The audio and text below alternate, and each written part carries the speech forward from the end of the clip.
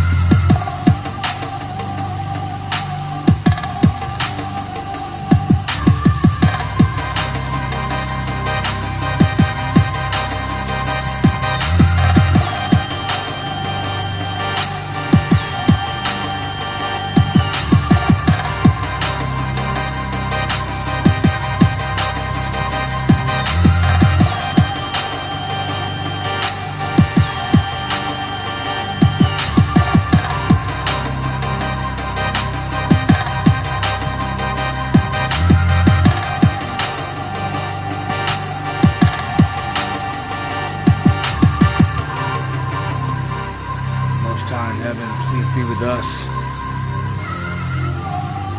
We're back for another one. This is the Underground. World News Live. Back at you for another one here on this August 13th, 2025. It's go ahead and get the mic check out the way, although I think I've seen some 5x5s already. John Boy, quick on it. Much love, Academy. Christ is King. Much love. Much love, Lisa. Jocelyn. Thank you, E. Fitz. Deanne. Thank you, Kathy, so much for the coffees right out the gate. For supporting the channel means more than you know. Appreciate it to the fullest. It's looking like I'm guessing. I never got to the bottom of why everything was switched. People's names are switched in the chat to like emails or whatever, or it's switched up. I don't know what happened there. I don't know why they did it or what's going on. But as long as everything's flowing, we're good here and everything's sounding good. All right. So if you're new to the channel, make sure to subscribe. Also hit the bell notification. They don't like to send out notifications for anything I put out. If you need to get anything to me, it's dabu7@yahoo.com or the Underground World News @gmail.com. I may start using that more instead of the Yahoo one. But those are the two. At me in the chat. Kind of like Hopkinson just did. She said, hi, Dabu7. Throw another 7 on it, and it will light it up in red, and I'll see it. John, thank you so much. And Steve, thank you so much for the super chats. Much love. Hope all is well in your neck of the woods. We always got way more to discuss than what I can even fit in the title.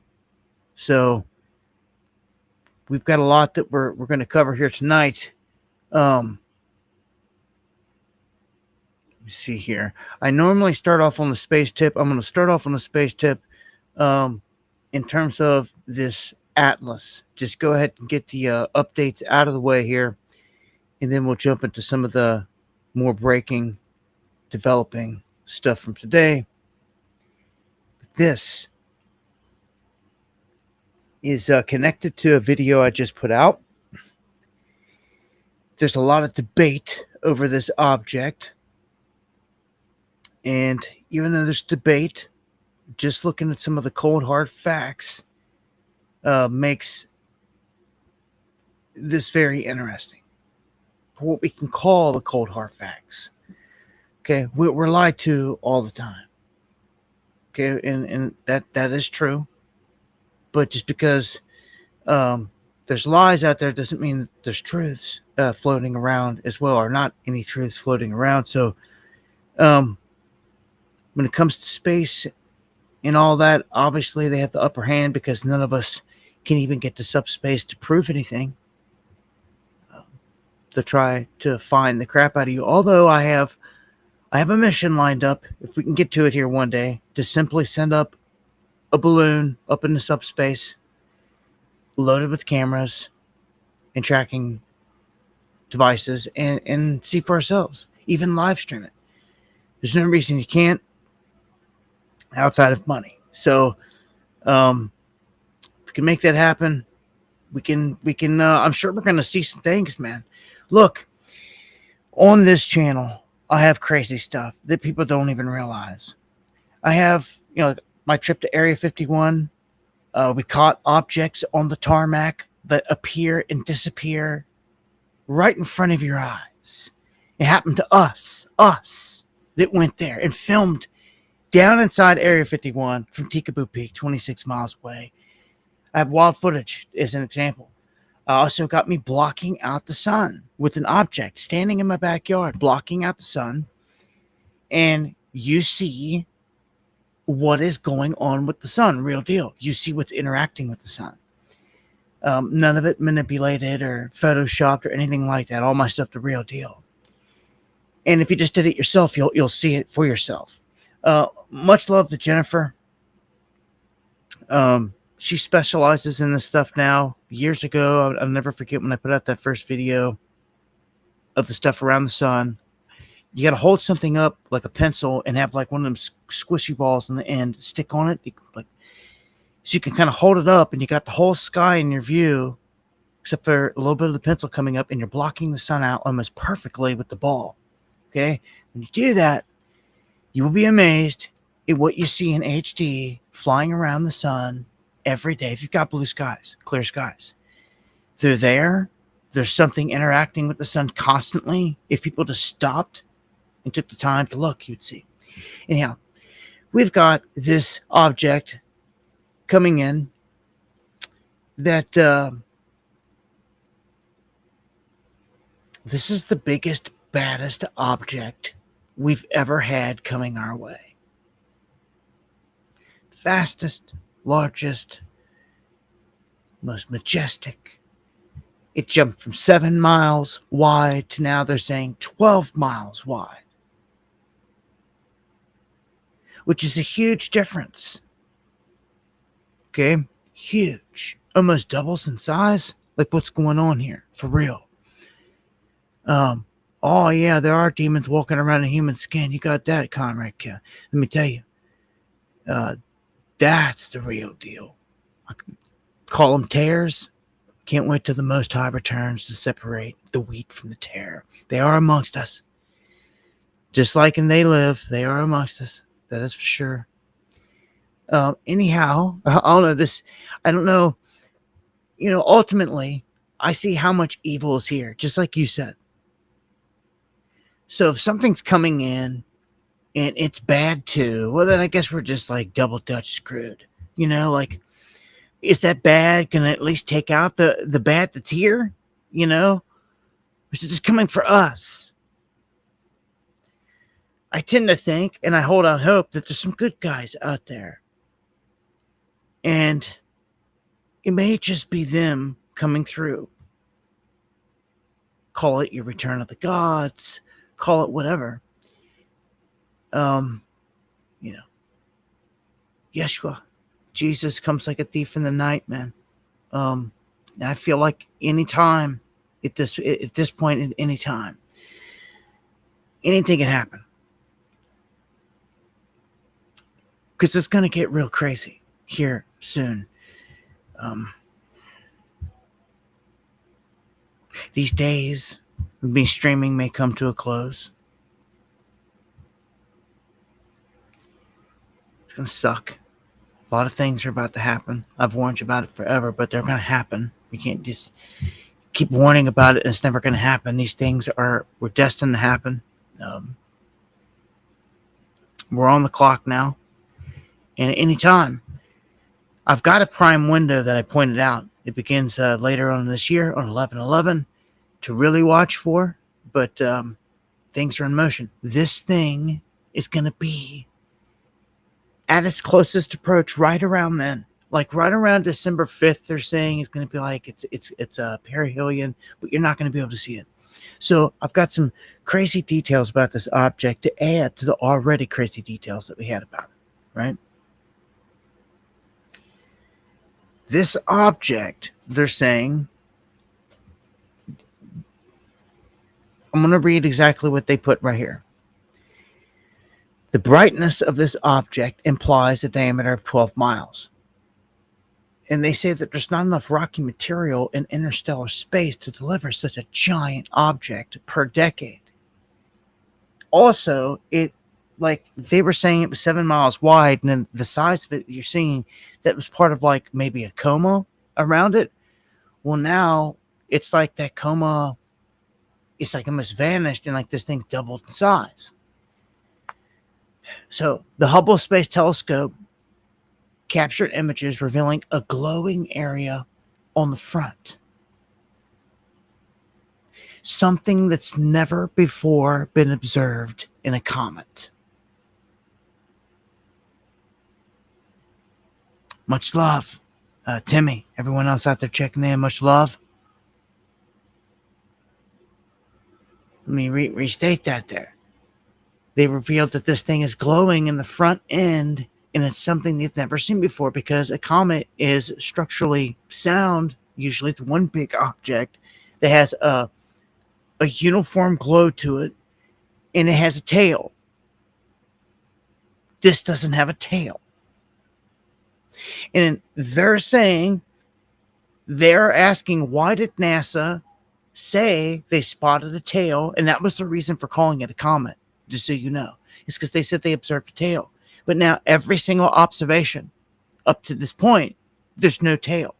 There's zero tail. Okay? And these guys put it in a different spectrum. They look at it through different lenses, different, all this stuff. There's no tail. And there's a brightness at the front of it. You can see it right here. So,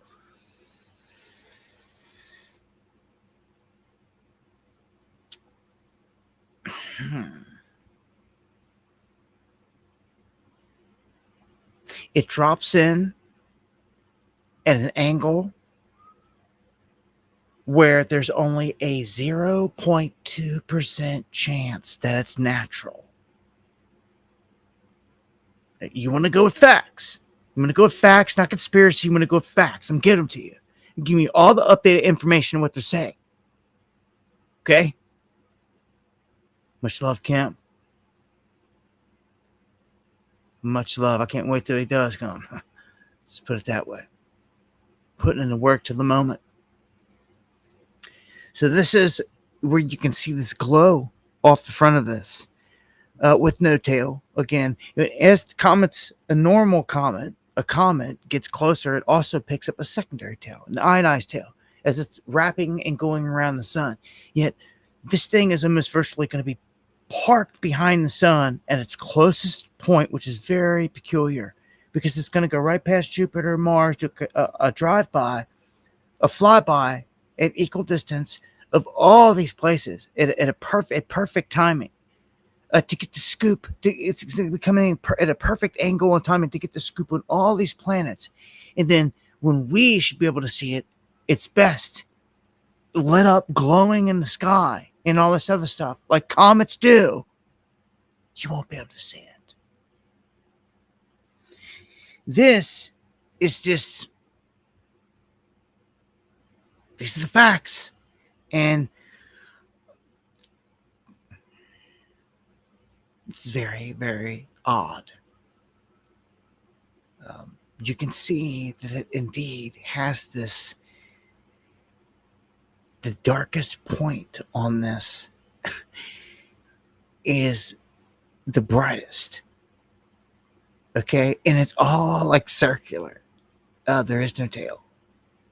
And that's what they're saying. Maybe as it gets closer, and check this out. I mean, you can see it when you put things into motion. You can see it out there. You can see it tracking. You can see it. I mean, they can't hide it. Anybody with a telescope can lock it onto this thing. That's why I can't wait to get one. I get another telescope, man. We're gonna lock on the things like you've never believed, on the moon, any object, anything out there. We're gonna get in on it. Something like this. Yeah, if you can see it, but just like I said, it's gonna be behind the sun. All these are pretty crazy things, if you ask me. Glowing on the front end. They say something that a comet doesn't do, that we've never seen in a comet. So you're talking about absolutely rare stuff going on with this thing. It's going faster than any object we've ever seen. It's larger than anything that's ever came through. So we've got the biggest, baddest, fastest object coming in that's missing a tail and mysteriously glowing on the front end. Okay? Okay? These are the facts that are being put out there. The scientific data, facts, and images. Because you can't see it. So this is pretty crazy. Look, we tracked Comet Elenin all the way in. Comet Ison all the way in. And as that got closer, we seen craziness start to show up in the imagery. Just go back and look at the videos. Look at all the stuff. It's all still there. And I didn't believe that thing was a comet at all. Then the other one supposedly broke up around the sun, and we never did get a good chance to look at it on the other side when it came out, per what they said. So I'm just telling you, this thing's going to be hiding behind the sun. And everyone wants to talk about the big show, Project Bluebeam, in days. Like, let me tell you, man, the stage ain't set for something. I don't know. And I'm going to be straight up with you. Like, this could be anything. And everyone just thinks it's just rocks flying around out there and there's no intelligent life. Like, I don't know what to say about your intelligence, but I believe there's life everywhere. And I wouldn't put it past this being something of importance. The biggest, baddest, fastest object come through our neck of the woods. With all these characteristics. It also takes me back to Oumuamua, the very first interstellar object that came through. That was long, cylindrical in nature, metallic in nature. I mean, you kidding me? Picked up speed when it left off out of here. Like, these are the facts of these objects, these interstellar objects that are coming into our neck of the woods. Just saying, this ain't no made up stuff or guesses or hypotheses. Like, these are all the facts, the numbers, and the data on the objects thus far.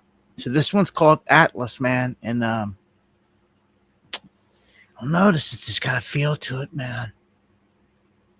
Call it the Atlas Starship, UFO, whatever you want to call it. Like, this is just this. What if it is good guys coming back? What's anybody going to do? What would your government do? Your government would tell the whole world that this is a threat, that there's a threat coming. They would stop the whole world cold in its tracks. They would say a threat is coming, and we all must come together to fight against it, or we face annihilation. And they will turn the entire world in a heartbeat against what's coming. In a heartbeat, you know they would. What if what's coming is the Most High? Like, or a good force, good guys. I mean, why can't it be? There has to be an equalizer to all this madness. There has to be a yin to the yang. There has to be. So, I don't know. How much worse could it get? Really? We know the fallen are here. They're hiding. They're hiding here behind our own kind that sold us out. That's why they got the power they got, the seat they sit in, all the technologies that they got, little old nukes and whatever else technology that they've been given from these guys that have been here. Okay? So they've been here. It's not a secret. It's not a mystery. It was in your Bible. They told you with your basic instructions before leaving Earth that they're here. And that they also snatched up our women and had sexual relations with them, and they bore monsters called the Nephilim, and they had to wipe this place out. And even after then, some were still here. They're still here.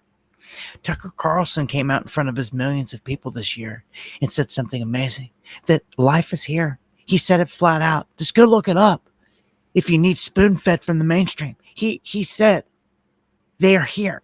They are in the oceans and under the ground in the earth. He flat out said it. So I don't know what rock some people are living under. The soft disclosure has been underway full blown ever since the goofball Greer came out and all this crap. I don't trust that dude and other crap, but it's here. They're doing it. They've been doing it ever since the drones were put out. They showed you a new technology. It's soft disclosure. Again, some of the people are so stupid, small-minded. They just can't even. They don't get none of it. All these people are getting led to the slaughter, literally. They're all blinded and buffaloed so bad with this stuff. This political stuff, man. People better learn to detach themselves from it, or at least wake up to what it really is, and not be sucked into it, into one side or the other, or it's going to end up devastating you. They're leading the whole mass to the fire pit.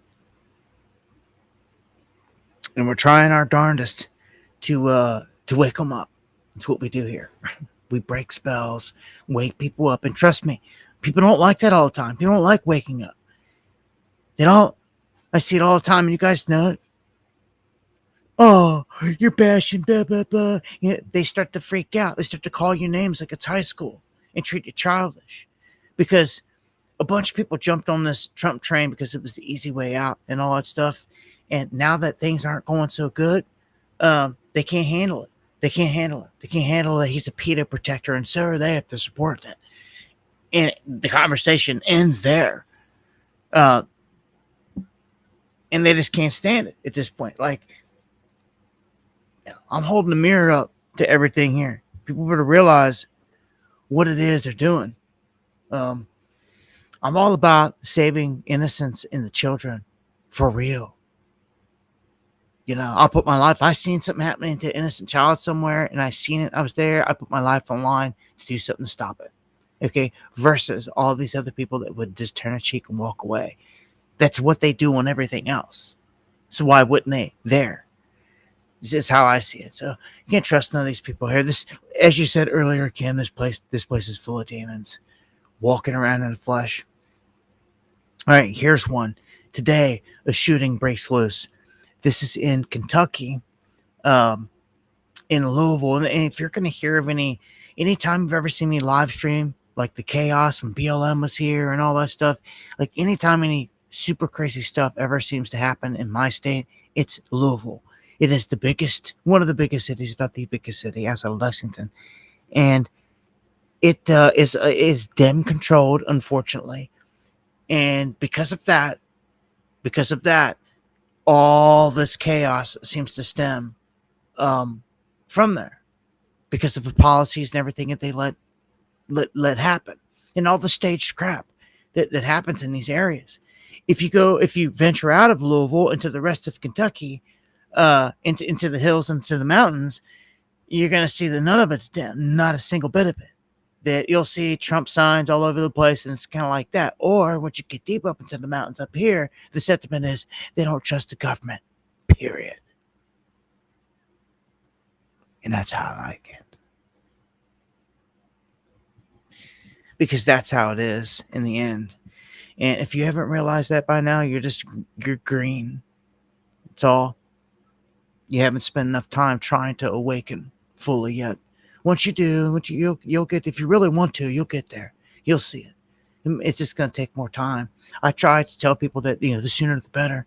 If you're 20-some years old and you can figure this game out, you got the world by the kahunas. Then, seriously, you got to want it though.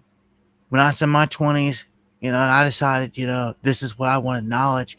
All my buddies are going to the bars and doing all this other stuff. They stumble in late at night. They'd find me still on the computer, getting my knowledge on. And that's what I perceive a smart young cat right now. Any individual that's young, thirsty for knowledge, is what you should be doing.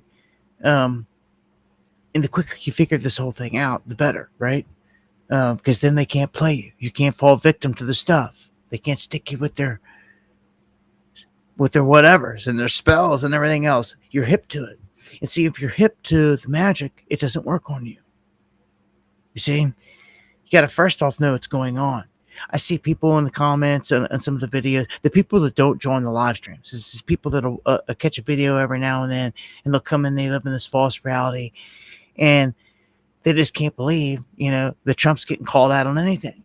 It's just like, again, you live under a rock, and you live in this false reality, and they want to call you names, and it's like it's high school, and well, I bet you voted for Kamala, didn't you? And the same old crap, the same old weak crap. It shows that they're small-minded, and they're literally, it's why I call them stupid. They're ignorant. They're like, they think like cavemen. They can't expand their thought, the process at all. It's ridiculous.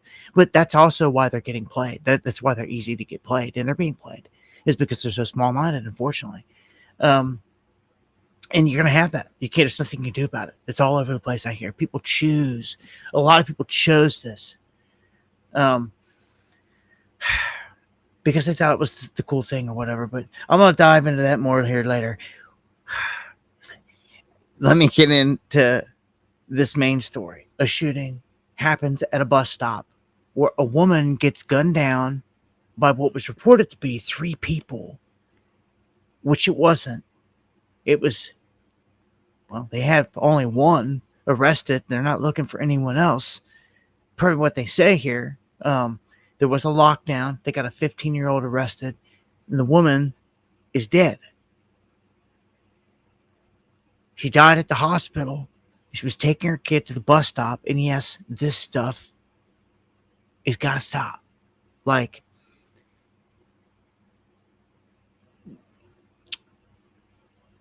this, I see the trap here. I see what's going on. I see clearly. Others are not. What they're going to do is they're going to see events like this, and then they're going to see Trump come in and be like, "Oh, we're going to send federal troops in there and save the day," and they're going to be sitting there cheering it on like some idiots, cheering on everything we ever warned you about. When no, you just need to give your own local police and everyone else a swift kick in the ass to get it together on the home front. The feds aren't the answer, man. Are you that? Again, because either small-minded or stupid to fall for this. You're gonna go right back to saying, "Well, then you want the streets to be crazy and drug it." Nope, that's not what we said. That's not what I said. You're making up a lie. You're making up bullshit because that's what you do. It's all you ever do. The streets do need cleaned up in all this, but we're warning you about the other side that you failed to see, the bigger picture, which you failed to see. Which is sending in federal troops is tyrannical, and you failed to see that. Right? Your own police force and local police need to get it in gear and get control of your cities and your towns. That's what needs to happen, not the feds. Like that, it's pathetic. Unless you're one of them, and screw you all day. It's Illuminati on the beast. Some of you have no idea where you've positioned yourself. You fell right into the trap. And maybe you're waking up to it now, maybe not, I don't know. But I could understand that it'd be a little horrific. You know, realizing that you voted, and it's fine to say, I voted for Trump. That's okay. As somebody was saying it earlier, I voted for Trump, but guess what? He did this, he did this, he did this. I do not support him at all. Yo, it's all it takes. See how quick you get saluted and you get props for doing the honorable thing, for facing the fire? Instead of bitching out, turning a cheek, living a lie, protecting pedos. I mean, that's the badge you wear now with Trump because that's what he's doing officially. There's no other way around it. I don't see how people even they think they got a leg to stand on. They live in this crazy world where sometimes it doesn't matter what you say. So I feel you guys' pain when you're arguing with somebody out there. It doesn't matter what you say. They're never going to see or accept it. They've got to really want to know truth. If they want to live in a delusion and they like that, then you're never going to fix that. You got to learn to move on. Okay? You're not going to be able to save everybody. Everybody's got to learn to save themselves at this point. You got to do the right things, make the right moves. Not put all your faith in a Gentile Messiah like Trump. Put it in the real Messiah. I don't even see that as much as I would like. I mean, I see it, and I see it more and more, I got to say, which is a good thing there. But yeah, if just more people would put as much faith in the Most High, they did a man right now down here that doesn't have the best track record thus far. How they set up hunting for Christians when time comes for, hey, that's a crazy one. Kim, that's hunting down Christians. It's not far-fetched. Let me just put it to you like this. It's very simple, and it's very plausible, and I actually think it's going to happen. And I think it's going to happen in what I've told you the whole time. I think we're going to get locked down again. I think we're going to get hit with another, you call it pandemic, whatever you want, but this time it's going to be the real deal. Much love, Naomi. This time it's going to be the real deal. And for everybody just want the law to get around and not prepare for it, they're going to get hit hard. I'm talking real bodies dropping. That's a game changer, because then all these strike teams that are rounding criminals up will shift. In a blink of an eye, they will shift to around. As soon as they come out and they say there's people dying, there's a new pandemic. It's like, you've seen the hysteria last time, and it wasn't even the real deal. When the real deal kicks into gear, just think about this. Seriously, what will happen? All these strike teams will be utilized in a different way. There will be a new emergency, and there will be people that are deemed threats if they're not jabbed immediately, and you know it. At the barrel of a gun, these same teams.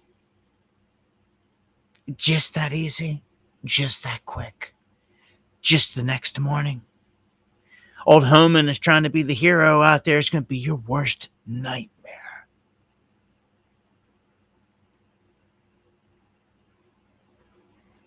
Homan will be your worst nightmare. He will be sending our own troops to kill you if you don't bow down. That's hunting Christians, because it's deathly now, and there's bodies dropped everywhere. They've been given orders that, well, how do we combat this? Well, you've got to have something that they can see from a distance, period. They have to have something that they can see from like 20 feet out to make sure that they don't contract anything off of anyone. And the best place to have it's going to be on the forehead, where you can see it, or on their hand that they can put up in the air. And guess what? We have Bill Gates' 666 patented jab with luciferase that glows under light, an X that's sitting on the shelf waiting to be used. It was never used. It was made for the real deal. And it's patented under the number 666. You can't make this. This is it. When they prepped and locked this place down in a whole beta test for years, that's how important this is. And for all the, again, small-minded, ignorant people out there that don't see it, they're going to get blindsided when this happens. They're going to do it. I know you don't want to hear it. Who does? At some point, you either face the fire to what's coming, or you don't, and you get swept away with all the other people. You either build your ark to survive what's coming, or you don't. It's just like that, as like in the days of Noah.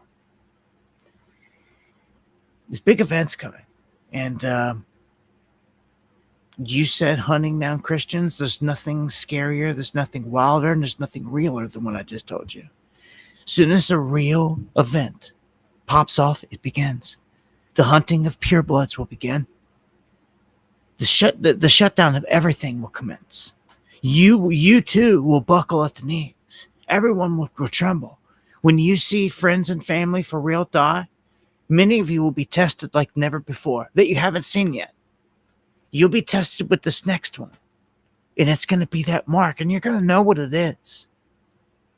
I'm telling you flat out, it's sitting there. This ain't a conspiracy. It's all real, hanging in the balance right in front of your face.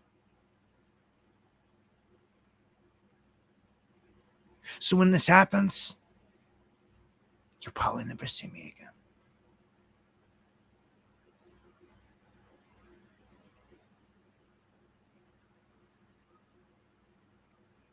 It takes a man to face that fire. And I believe in it so much that I've spent every day of my life since lockdowns preparing for it. What do you do in your off days? Are you out down in trees, chopping around, splitting wood for the hard winter to come, and all this other stuff because you're off grid and getting ready, catching your own water, cleaning it? You getting the supplies that you need? Probably not. Everyone talks shit. Is what they do out there, and I've met very few people that walk it, that actually do it. Salutes to you. Everybody else thinks this is just entertainment or something, and that's going to be the biggest price they pay. Well, what do we do? I don't have 2 nickels to rub together. I don't want to hear your excuse. I had everything taken from me. I was wiped out this past year, done anything and everything. But guess what? Where there's a will, there's a way. I don't care if you got to get loans, use credit card, whatever you got to do to make the dream happen. You got to make it happen, or not, or not. Just keep making excuses. Right? Meat Puppet, thank you for the coffee. I appreciate it to the fullest. And I damn near built every single thing that I've done. Just me, my wife, and like maybe one other person here and there. And had no help for nothing. And I don't expect it and I don't want it. Again, you'll tell them by the fruits. Now, if you're righteous, I want to meet you and hang with you all day long. I mean, that's what I do this for, is to meet the very few. I go through all the demons to find the few good. That's how I see it. It's heavy. It's heavy. People are lost in a delusion.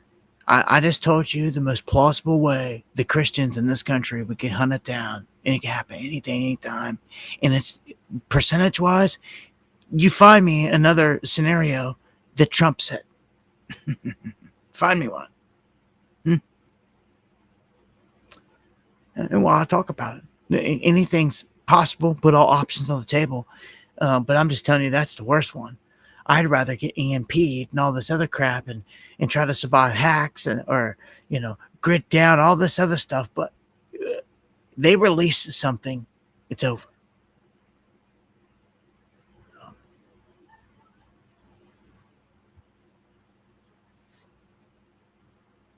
Right? Say it's just over. It's over for me at that point anyway. Like, I'm a realist, though. I can see where the end is at. And it was all prophesized and meant to be. What were you expecting? This is going to go on forever if you were going to live throughout the end? People want their cake and to eat it too, right? Like, Gina, thank you for the coffees. Most people don't even live righteous on a daily basis, so they got hell coming to them anyway. This is all about you mastering this realm. And if you squandered the moment, you've got time left. There's time on the clock. Anyone can repent. Anyone could find the Most High here. You're breathing. You're alive and you're breathing, man. Good Lord seeks you. I'm telling you. He forgives for those that truly seek it. That truly seek it. Not the type that say, I go to church on Sunday, but sit there and turn around and do all these devilish deeds the other 6 days of the week. Not one of them clowns. Not one of the fakes. Again, you'll tell them by their fruits. All right. The Texas target shooter identified. 3 people shot, including a child, and this is the guy that did it, putting his face on blast. Yeah, that's what a guy looks like. Just go in and start killing people, including a child. It could be anyone these days. It's a sad thing. It could be anyone. You don't know the mental state of anyone at this rate. That's why I feel safest in a place where everyone can carry. If everyone around, if I'm in a place, if I walk into a festival and there's thousands of people walking around doing whatever, and there's no guns allowed, and a crazy dude knows this, he's going to come in there and he's going to go right to the center of it and he's just going to start blasting away. He's going to start mowing people down. People are going to be running, screaming. He might get a couple dozen killed, reloading clips and all this other stuff. Not until security or cops arrive will be the first interaction. Who knows how many of them will take out and all this crap. But you try that crap where every single person, well, I'm not going to say every single person, but like way more than half the people walking around have a gun on them. Like, the dude's not going to get far at all. At all. Anyone in proximity that has a gun on them is going to put him down. And it's going to be done. And that's how I like it. It's safer. Keeps everything a lot more honest. And it's just safer that way. Christ is king, man. Much love. Again, thank you for the information. The coffee. I've got a lot of stuff to tear into here. I'm going to try to, you guys have sent all types of information in. Some of these stories, touch on them. I'm going to jump on to, all right, let me get another update here in real quick. The gunman that fired at the CDC headquarters in Atlanta, he fired 180 shots off. 150 windows were shot during the attack.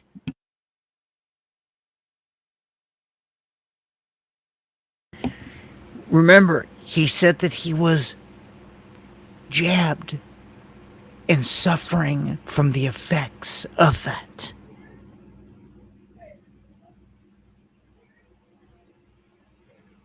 Something to think about, man.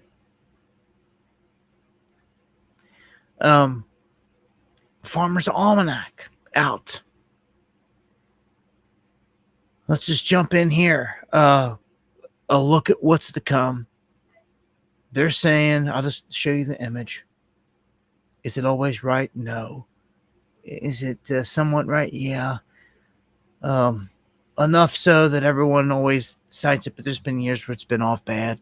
I mean, nothing's ever going to be right, but how can you be on when weather's manipulated? This brings me to the whole weather weapon. Okay? All right, take a look at your neck of the woods on there. Where are you at? Are you under very cold and snowy? Even over here in the Midwest Ohio Valley. It's a different color, but it says very cold and snowy. Down here, it's in Florida, Georgia, it says average temps and wet. But everywhere else it's saying cold, snow, very cold, snow, very cold, snow. You got cold, wet Texas.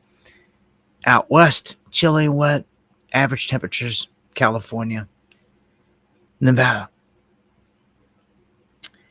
So, just so you know, I don't know what they're going to throw at us. You could look at something like this and we could get hit with rounds of ice. Crazy stuff. I don't know. I will tell you what's been happening, though, is massive flooding, large scale, on a weapon type scale. So here we go. I have seen so many places hit. Let's just start here. Severe flash flooding spurs water rescues in Tennessee. Give you a look at just look at how high the water is getting in many of these places, man. This morning, Chattanooga, Tennessee, drying out after flash floods inundated the city overnight. This big rig driving on Interstate 24 after the road quickly turned into a river. Another car floating in the water. Team is making water rescues, rushing residents to safety. This area getting more than 6 inches in just 4 hours. While the flood threat recedes in Tennessee, it's ramping up thousands of miles to the north. Residents in Juneau, Alaska, told to evacuate, with water from a nearby glacier threatening to overrun its basin. The so-called suicide basin has flooded Juneau before. Wow. Washing this house away 2 years ago. Now the Army Corps of Engineers helping the town prepare for a possibly record-setting flood. Flooding fears even as the heat is the problem further south, with a coast-to-coast summer scorcher. It's just been getting hotter and hotter every year. Record-breaking temperatures bringing heat from the west coast all the way to New England. Temps soared to a record 100 degrees in Brownsville, Texas. 16 million Americans still under heat alerts today. I like to keep a lot of ice water on hand and also just helping each other out. Parts of Vermont issuing a burn ban, warning folks it's too hot and too dangerous for a campsite fire. Any one of those little embers floats away and it can trigger a much bigger fire. That fire danger is clear out west. Wildfires raging in multiple states. Firefighters battling flames in Colorado, where fire in Rio Blanco County has grown to the 5th largest in the state's history. It's a pretty challenging environment, and it wants to move. And the good news is things are expected to cool down here in the Northeast for tomorrow and Friday, but then heat back up for a period over the weekend. So stay hydrated and check on your friends and neighbors. Craig. All right, good tips. Aaron starting us off there in Connecticut. Aaron, thank you. All right, let's get a closer look from Mr. Roker about what's ahead here. Yeah, guys, we've got this heat on both ends of the country. We've got a big Bermuda high pressure system off the East Coast, another big high out west. That's creating above average highs there. And here in the Northeast, parts of New England could see some records. Temperatures way above normal.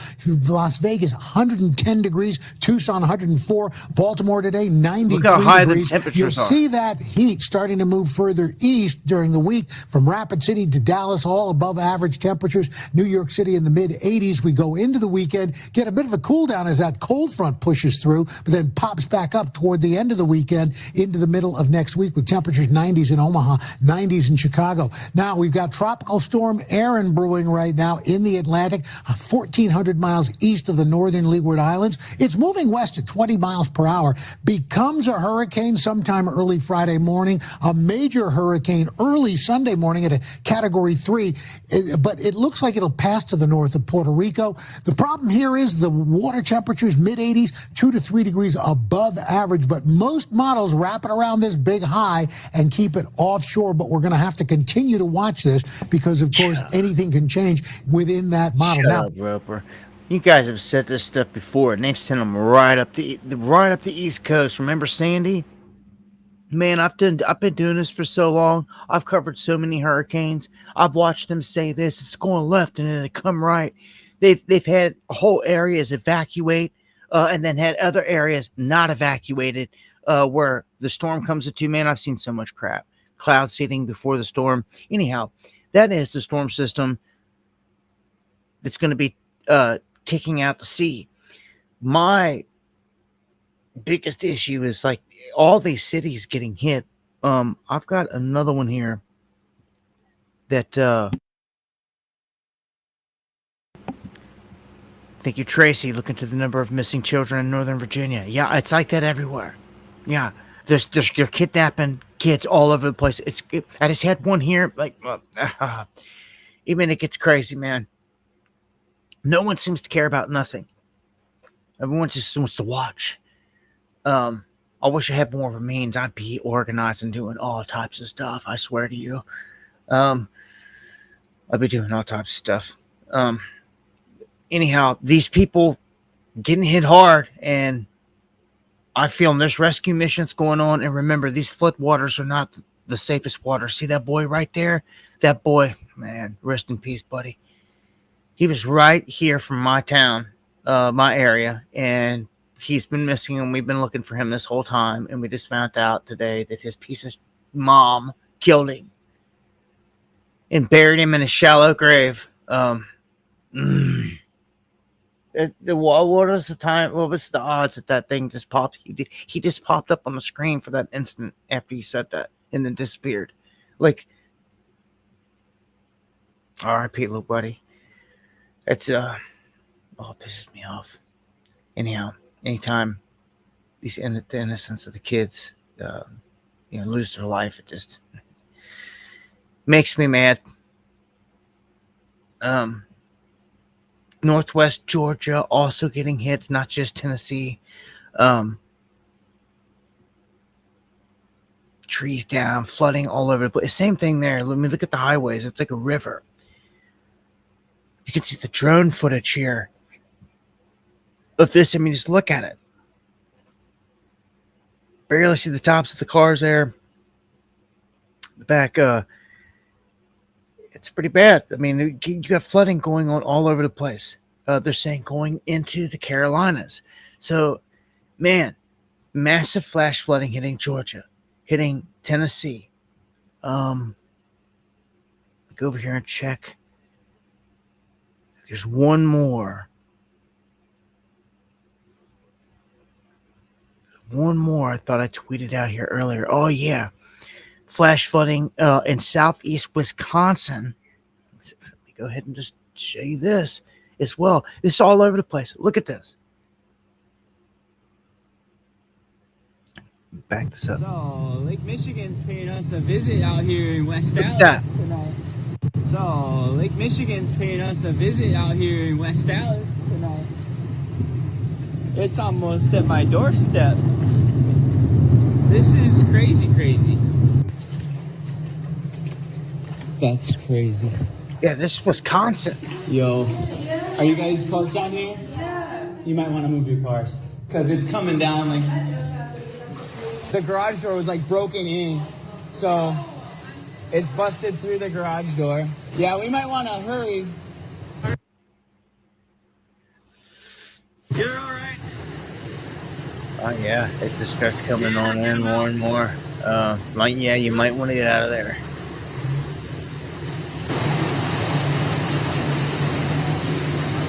I guess the way out is the floodwaters. Did the water rushing in? These cars are just head a way out. Soon. Man, it's just, I'm telling you, weather weaponry, it's damage everywhere. So Tennessee's getting licked. Georgia's getting licked. Wisconsin, Carolinas. I mean, that's just this system right now. Like, I mean, this is just crazy. Look at this. Like, all the damage done here, all the vehicles submerged in water. This is state after state, man. Like, every week I'm reporting on something like this.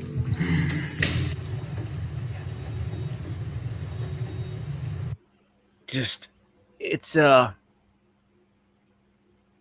pretty crazy, man. That's why I call it weather weaponry here. There's more people trying to get through it.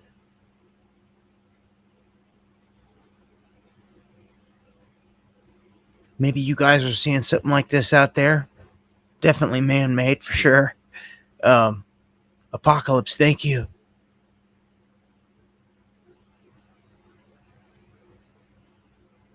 Yeah, man. R.I.P. and thank you. Much love. Much love.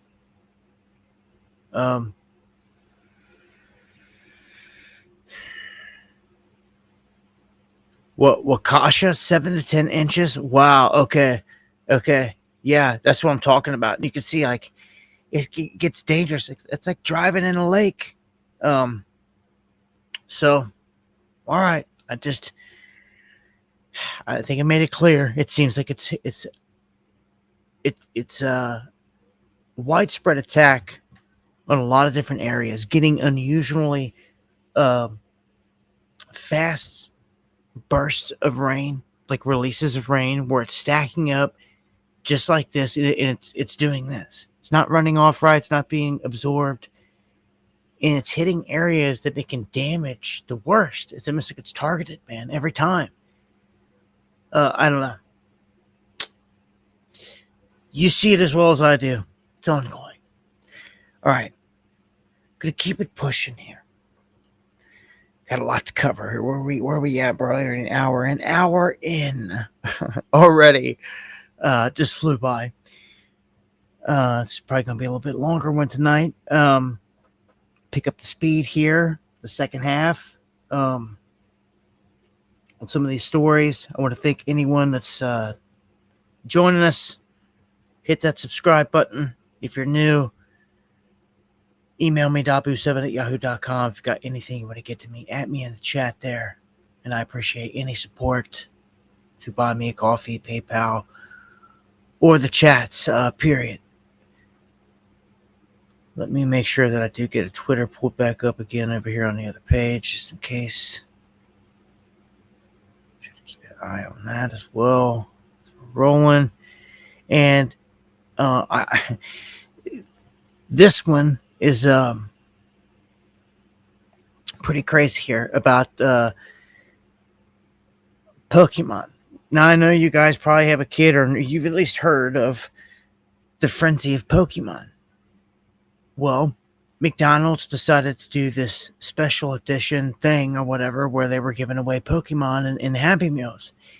And like, they did this the story here is centered around Japan, but there was like all kinds of locations. They said this was going on. It was scheduled for 3 days, but they had to end it because of massive food waste. Because what was happening is these people were coming in there and they were spending about $3.50 on a Happy Meal, 510 yen, food, a drink, and a toy. But the scalpers were going online and selling these cards for $28 each. So you can see the profit right there at the margin that they were making. So they were going in mass and they were just going and buying Happy Meals everywhere they go, everywhere. And they were just throwing the food out the window, basically. And it was a massive food dump. Like there was little Happy Meals dumped everywhere. So they had to end it. It just shows you the market and commodities right now and things like this is hot. It's super hot. Things like Pokemon, Super Bowl baseball cards, like they're making a comeback for sure. Old Pogs, anything like that. They got nostalgia and they're going for big money. And I foresee they're only going to continue to increase as time goes by. It's the natural thing, if you ask me there. So that brings me to this next one that I thought I would line up right behind it, because it says French fries versus baked potatoes. One raises the diabetes risk 20%. The other doesn't. Guys, pay attention to this. So they say potatoes have long had a bad rap for having, high carbs. But now they're saying that when they study between, like, say, a normal baked potato and French fries, that there's a significant rise in type 2 diabetes in one versus the other. The findings suggest that the potato is not bad all across the board. That it's unfair to say that. It's how you like your potatoes or have them prepared. They say in the study, it found that every 3 extra servings of potatoes per week was associated with a 5% increase of the T2D risk, which is type 2 diabetes.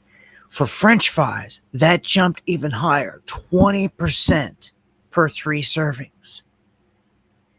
So they say, in contrast, eating baked, boiled, or mashed potatoes was not associated with an increased risk, suggesting that French fries are the main driver behind the link between potatoes and diabetes.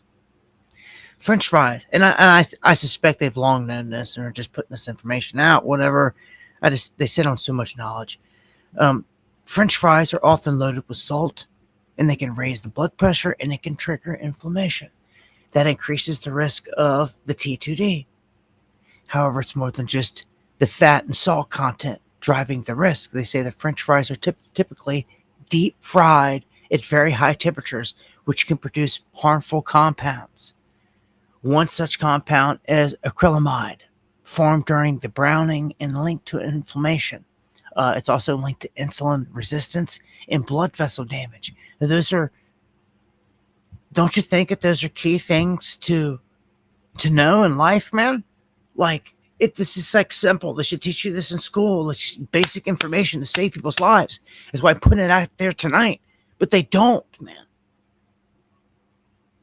They don't care. They want you to keep leaning on Big Pharma. They want you to keep dying and all this stuff. So I'm just here to tell you, as good as French fries are and everything else and all this other, you see right here, I'm giving it to you right here, what's going on. Now, shout outs to the folks that send me in information, and I feel for you on this. I've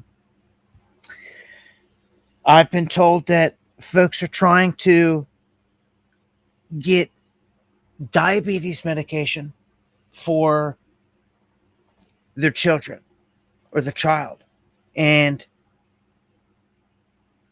it's out that they've gone to several places to try to get it, and they cannot get it, and this is concerning. concerns me greatly. You know, people can't get their insulin. Quantum resin, much love, respect.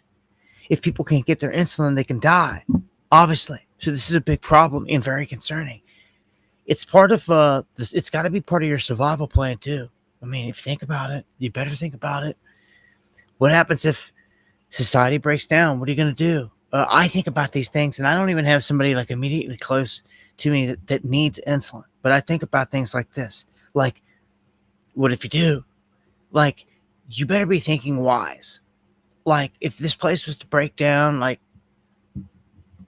you know, the whole grid go down, or like we get hacked and infrastructure starts to go down, and like the pharmacy's down and it's closed and you can't get nothing for weeks, but you know there's goods inside. You know there's insulin inside. Your child, your family members, your friends, someone could be dying. What do you do?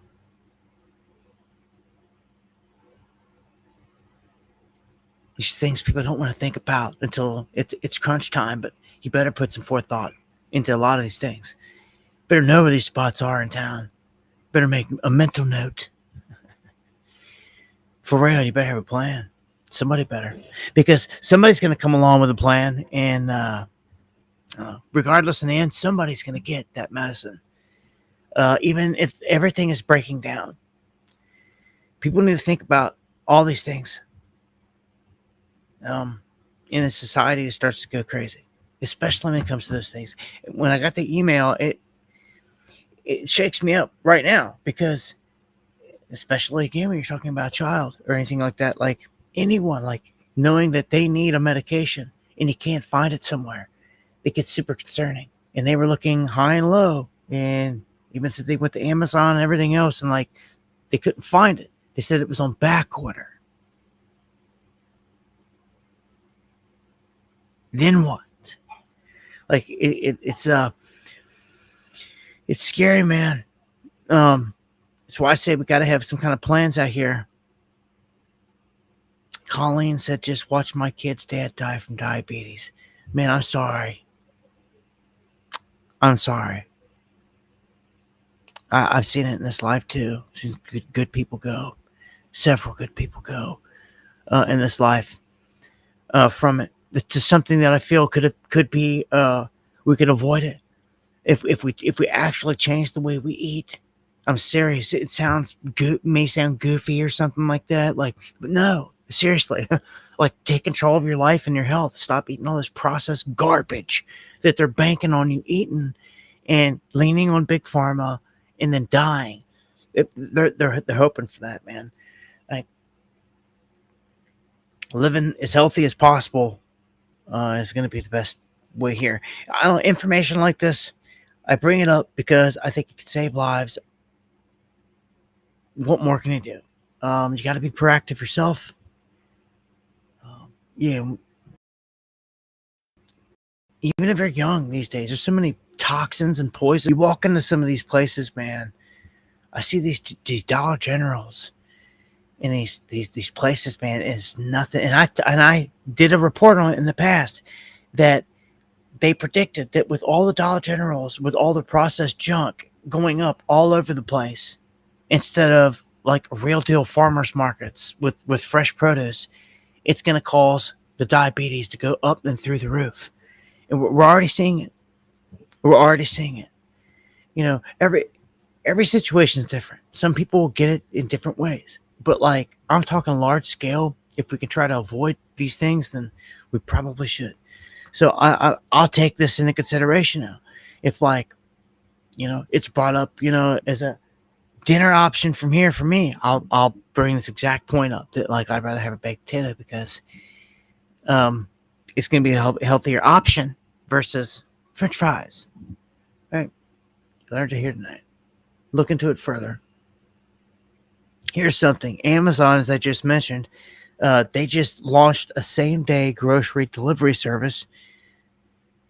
Now, I would want to think that, hey, this may open up some jobs for some people. But where I know Amazon and all them are going is all robotic, all AI. Their delivery service is going to be large scale, drone delivery and drivable robots. We already see it in all the big cities. It's not going to be jobs for humans. All right. So Instacart, DoorDash, and all these stocks associated with them crash because Amazon, a juggernaut, steps on the scene and they threaten to take over it all. So we'll see. Well, I mean, this could be a benefit for some people who can get groceries delivered for cheap, this and that, but is it going to be cheaper than DoorDash? Is it going to put DoorDashers out of a job? I don't know. It's all yet to be seen. At some point, AI is going to be doing some heavy damage here, I'm telling you. Pilgrim, and thank you for the coffee. Okay, thank you for the links. I will watch and have a chance. And thank you, John, for the coffee and the support. I appreciate it, guys, to the fullest. California, it's seeing people leave en masse again. So this is what they're saying in a stunning report. It reveals that California remains an undisputed leader in outbound migration nationwide, with nearly 683,000 residents leaving the state in a single year. And the top destination out of there is Texas. Okay, so that tops, the years prior, they say millennials are leading the migration, making up 31% of all movers. They're followed by Gen Zers, who account for 20%. The Gen Xers represent near 50% on relocating. So that's who's making the call, majority here and moving. I mean, we've seen big companies, big players, from Elon to Rogan, all of them leave California. It's sad. If not even those guys could stay and fight for it, who can?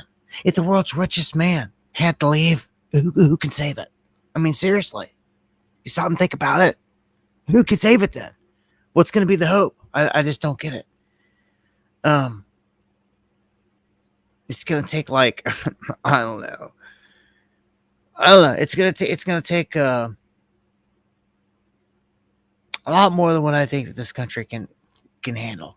I think it's going to be some crazy stuff.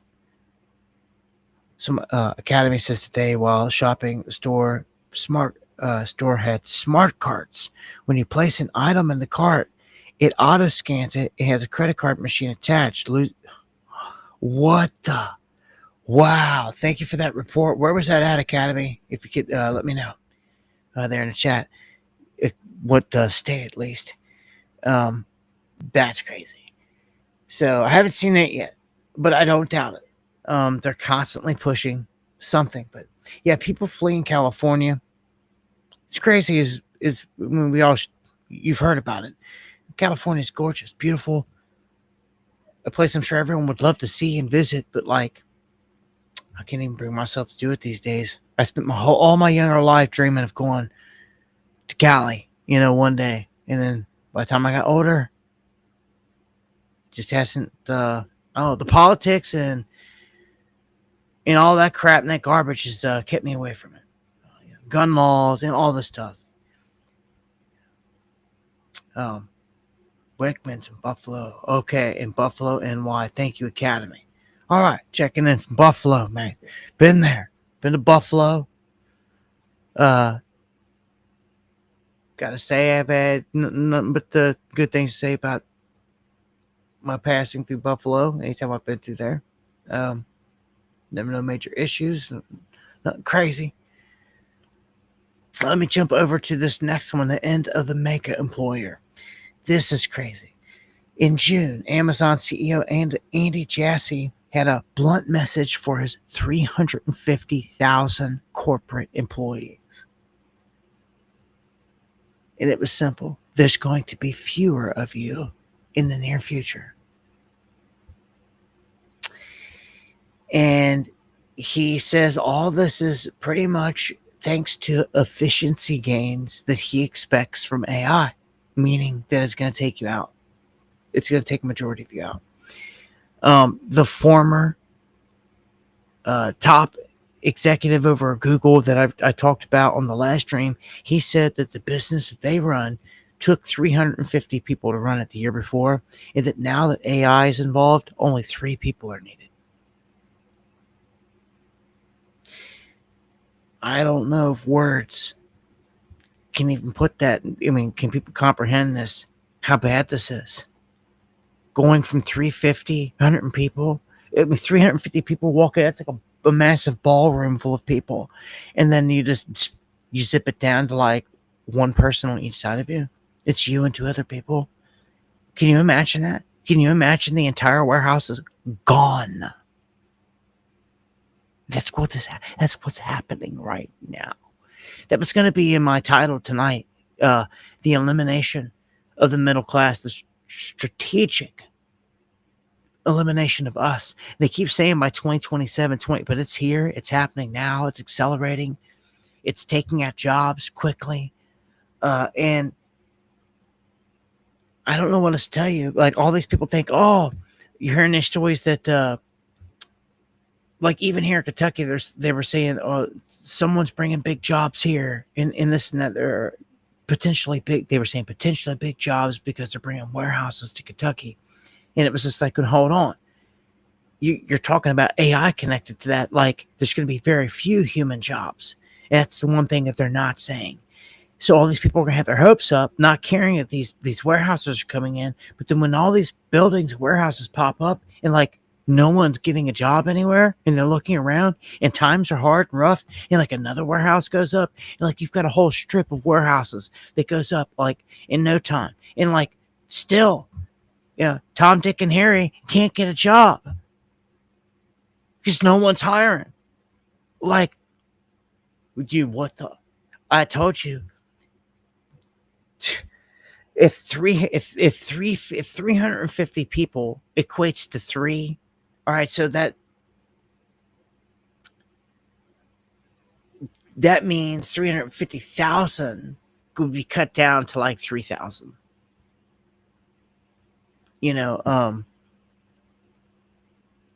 This is crazy. The decimation that it is bringing. They say that AI appears to be helping this whole thing in terms of the job loss accelerate right now. We're witnessing the end of the middle class, they're basically saying, and people don't even realize it, like boiling the frog. And look, I can sit here and tell you guys this like every single show, but like, what are we going to do about it? Like, our replacement is here, and this is by design. It's happening right in front of you. Hard times all around. What is everybody going to do? We're going to have to band together. And like when things get super bad and you're homeless, guess what? You're going to have the Gestapo coming for you because Trump's already called for it. For all these ignorant asses out there that can't see where this is heading. Right for a gray state. This is the nightmare we warned about forever. And it's rolling out right now. And this AI thing is not good at all. At all. It's so bad. Drunken Dow, man.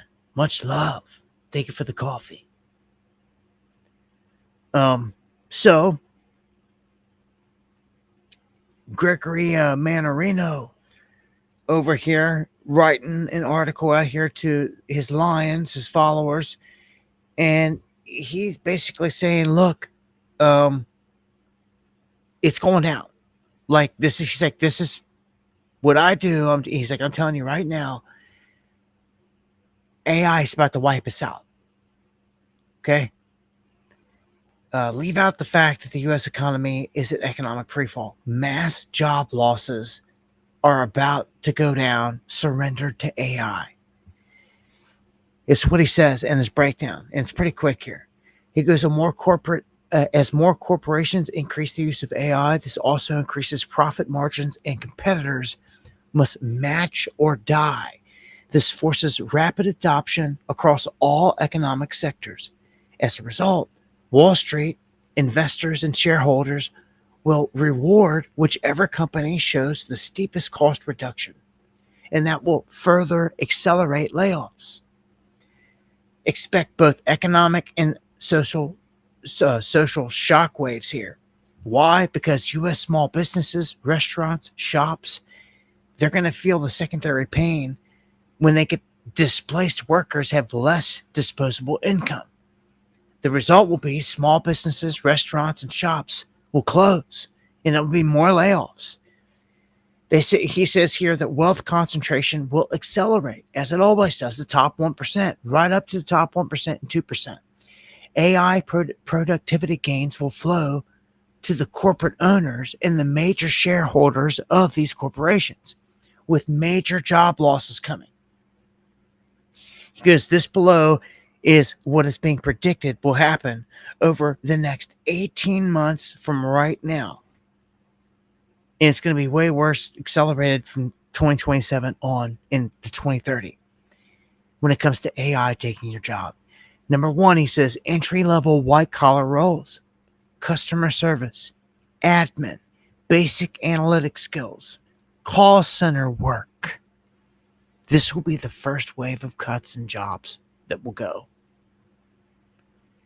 If you know anybody that works in any of this, these will be the areas, and it's going to suck on a scale of like trying to, if you thought like trying to call somewhere and like talk to a human to like get answers about a problem, and then like you get someone from a foreign country and you can barely understand them was bad, just wait till it's AI everywhere. It's not even a real human. They can comprehend real stuff, like real-time things, because it's not real. It's AI. It's going to be a nightmare. You're going to be stuck dealing with a robot and AI everywhere. You can hate it. You're going to hate it. Everyone's going to hate it. Already hate it. All right. So here's number two: manual and repetitive jobs, especially those in warehouses, manufacturing. It's all going to be replaced by robots and AI, full scale, large scale. 95+%. Food services will be gutted. Kiosks, robotic prep stations, AI-driven logistics, all of it. And number three, he says the middle tier of skilled jobs will then fall, where you're talking legal assistants, paralegals, financial analysts, just like Gregory here. He says, like me, and even junior level coders, all going to be wiped out.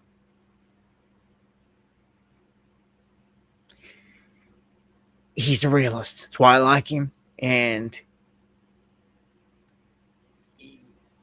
he just put it out there. And this is what he does. This is his lane. The financials and all this stuff. And he's out here screaming, yo, like, you better get ready. Like everybody, like even his own, what he does, they're going to look to weed everything out. We're entering uncharted territory. Are we not? Yeah, we've never been here. Yeah,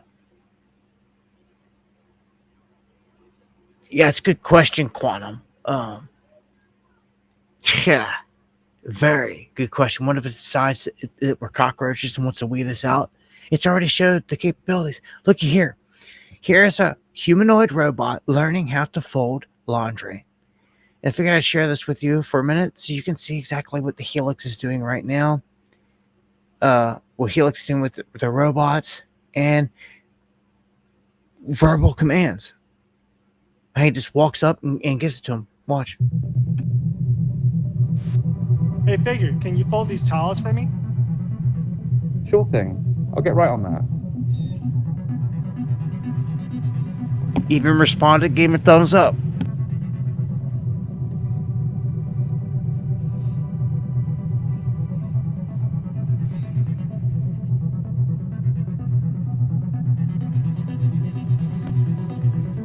This is just one version, too.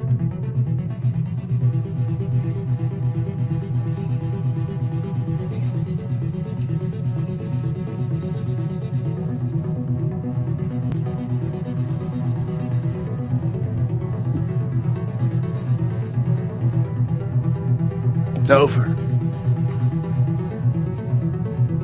Like Rosie, you know, with Jetsons.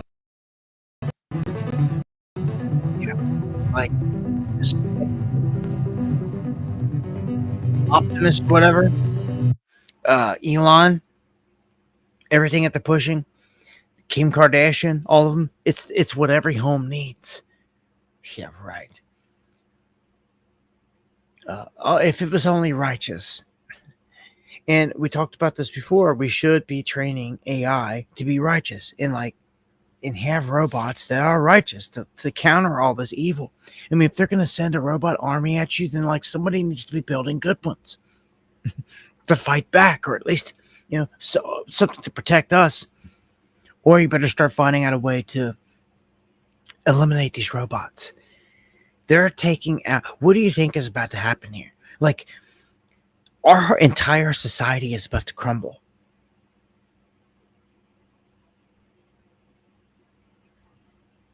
You stop and think about this, man. It is about to crumble. It has begun already. It has already begun. You know how many people has already been wiped out of a job? I hear it all the time, every day, all the time. I report on it all the time. How bad off this place is right now. For a lot of people, may not be you, but maybe it is you. But this robot that just folded that basket and gave it to the dude, it can do this. It can do this all day long. All day long. And if the battery gets low, they've done showed us it can go over and it can replace the battery in its back. And do this forever. Kev Barr says, I can fold 3 towels to that robot's one. I bet I get you there. And also I bet a lot more crisp, nicer and cleaner.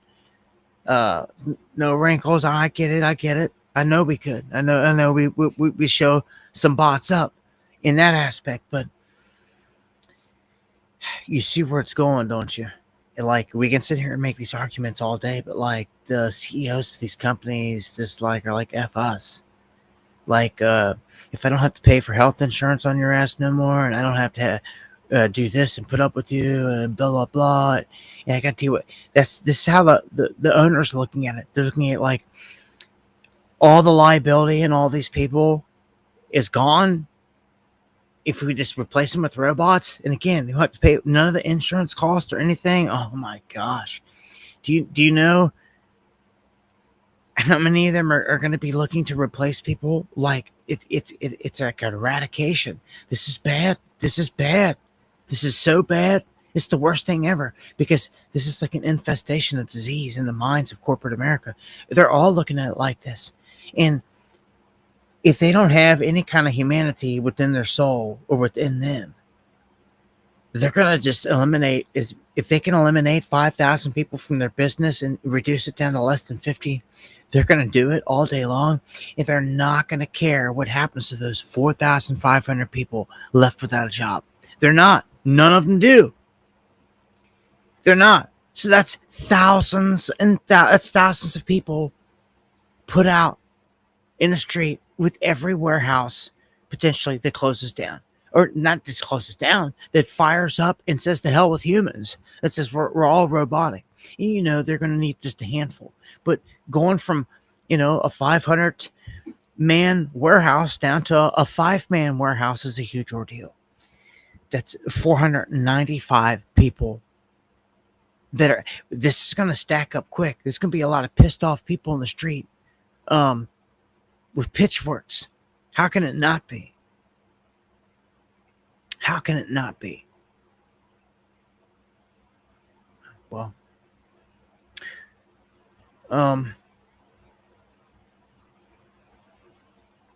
Iran could be a major player here that triggers financial doom. They could. So I want to just let it be known, and they would quickly and easily blame them, especially if it is their fault. Even if they couldn't, if they had to stage something, they would blame them. But the point is, with the Straits of Hormuz and with everything going down, they could cause a global economic collapse. They admit it. They lay it all out right here, and it's rather easy.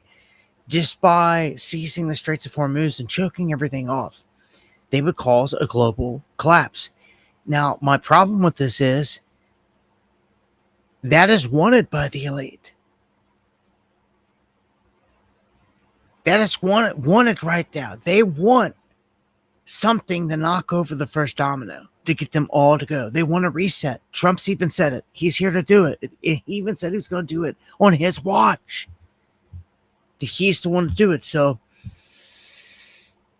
and who better than Iran at this point for them to blame as the bad guy, the boogeyman, that triggered, for the history books to take the rap for triggering a global economic collapse.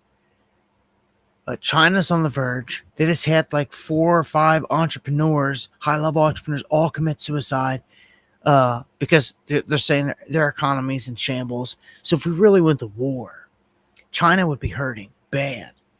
So would we, but they would be hurting bad. It really wouldn't be a win situation for them. But Iran could do it. If you ever wake up and hear the talk of the Straits of Hormuz, getting clamped down, watch it.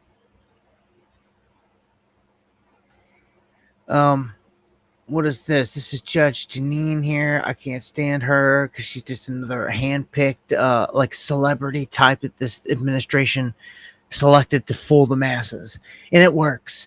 At least we see it and we call it for what it is. Regardless of the topic here, this has to do with Adam Schiff, though. It seems that they're going to try and take somebody out, and somebody, every now and then out of the club gets their card pulled, and they got to be thrown under the bus. Harvey Weinstein, Bill Cosby, P. Diddy, whatever, to take the fall for a lot of major stuff. The way all the heat is off the rest of the crew. They are a mafia. This is how they work. So she threatens charges against Adam Schiff. I'll believe it when I see it, but I could easily see them trying to take him out or put him in jail for a small amount of time. For crying out loud, they acted like Bannon went into prison for a small stint, and he came out. Remember, he had a tan. He had a tan. Tell me that dude was in prison. Garbage. This is a show. 100%. When you got the eyes to see, you can see through the cracks, and you catch them slipping. Adam Schiff, today, there was an FBI 302 that has now been declassified by Kash Patel. It's gone to Congress, and it's about Adam Schiff leaking classified information. It's a whistleblower from his office, and the documents are here and they're public. And Brett Tolman is saying, well, you listen, only the U.S. Attorney for Washington, D.C. can make a decision on a case like this. And so my question is open-ended. Have you reviewed his documents? Are you familiar with the Adam Schiff's and the criminal conspiracy to leak against President Trump? Do you plan on investigating?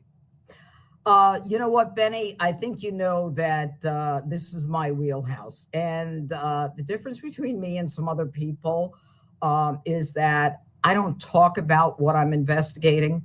I don't talk about what I'm doing. When I have the evidence, when I have enough to go forward, you will hear from me loud and clear. Well, all right. So she makes it clear there that they don't have any of it. They don't have it on him yet. I can't stand Benny because he is a shill. I call him Benny the shill. He is the perfect example of what a government shill is. Handpicked, molded, seeded right into the X timeline. 100% CIA controlled, morphed. I don't care if you know him and you don't think he is. These people work for the beast, just like Jack Posobiec, Mike Cernovich, everybody that was seated into this role ever since Trump came on the scene all the way back in 2016. Okay? They are government shills that are meant to sway your opinion and to push psyops, which is psychological operations, which is them controlling narratives. Okay? So, he'll keep on muddying the waters instead of talking about, on every show, at least bringing up something like, Epstein, instead of it getting buried. And we're going to get to that and do our segment on Epstein, as we always do, if there's any new information. And, there's plenty out there to talk about with it, but you won't hear it from them. You'll hear some garbage like this. Anyone that is caught, he was just also in the White House press room asking a question. Like if you're allowed in there, like, dude, you're one of them. Like, you know how many years I've ran these streets? You know how many different events that I've attended? You know how many times I've had to apply through the government just to get into certain places, have them run my credentials, and have to do background check, have to do all the stuff just to get into somewhere with a press pass and a camera. And you can just walk right into the White House, like whatever, dude. Like, I know what it takes to be able to do that. And you have to be working with them. And that's what you are. You'll tell them by their fruits.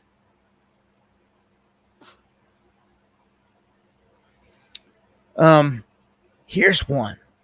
Shocking. And I mean, whenever you have stuff like this, you got to get it out there and got to get it exposed. Whistleblower fired. And this whole thing's coming out now, and thank God it is, instead of continuing to be covered up.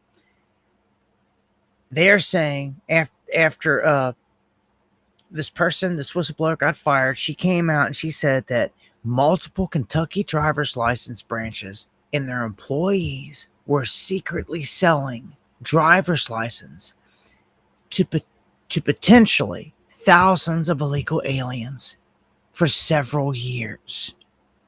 Okay, and where's this out of again when it comes to Kentucky? Louisville. Told you. Okay, so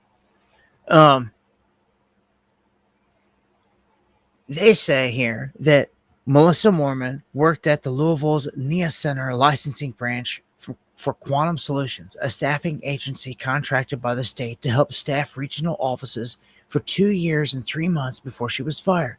Mormon was fired after interviewing with an investigator following her brave testimony about co-workers allegedly selling these licenses to illegal aliens for $200 a piece. The brave whistleblower said the driver's license scam was taking place between 4 to 5 times per day for at least 2 years. The licenses for illegal alien scam took place in multiple branches. Now, they can go back and they can track every single one of these. They can track every single one that was fraudulent now. Right back to this person's house. They may have been using these IDs and have this address on there the whole time, been getting away with it. But now that it's all busted in the open, they're all just going to get sprung on at the address they're at because it's on the ID and it was all made to look legit, but it was a forgery. It was fake. So this is a huge problem. Facilitating undocumented workers being able to do all this stuff. That's ridiculous. These people should get hit with crimes, high crimes for this crap. I'll play a couple clips here connected to this, but yeah, man. Didn't want this out. Fraud inside Kentucky's transportation cabinet. Licenses issued without a driver's test. It is an ongoing WDRB investigation, and tonight we hear from a whistleblower who says coworkers used her login to pull off this scheme.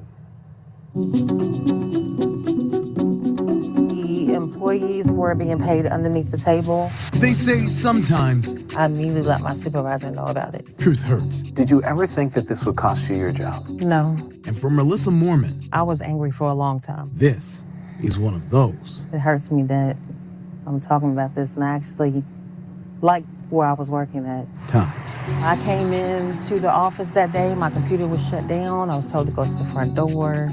Detectives came in. They interviewed me. That was it. Mormon says she was fired 3 months after she sent this letter to the Kentucky Transportation Cabinet, blowing the whistle that workers at the NIA Center licensing branch were selling driver's licenses under the table to people who never took the driver's test. Undocumented workers. How did it work? What was going on? The undocumented workers would come into the office in groups. They would provide them either permits or driver's license illegally. So they were bypassed without even taking the test. How much? $200 a person. Up to 5 times a day, she says. Was this an everyday thing? Almost, yes. Okay, so you're talking $1,000 a day here. They're pulling off in a scam per branch, letting these illegals come in and do this.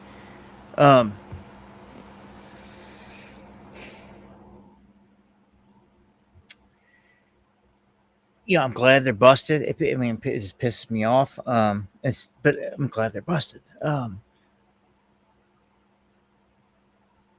It's imagine. I mean, if they wouldn't have, how long this could have kept on going? How many other places? This is just one instance. I feel like if they're getting away with doing this, like, here's another clip, and we'll play real quick connected to this.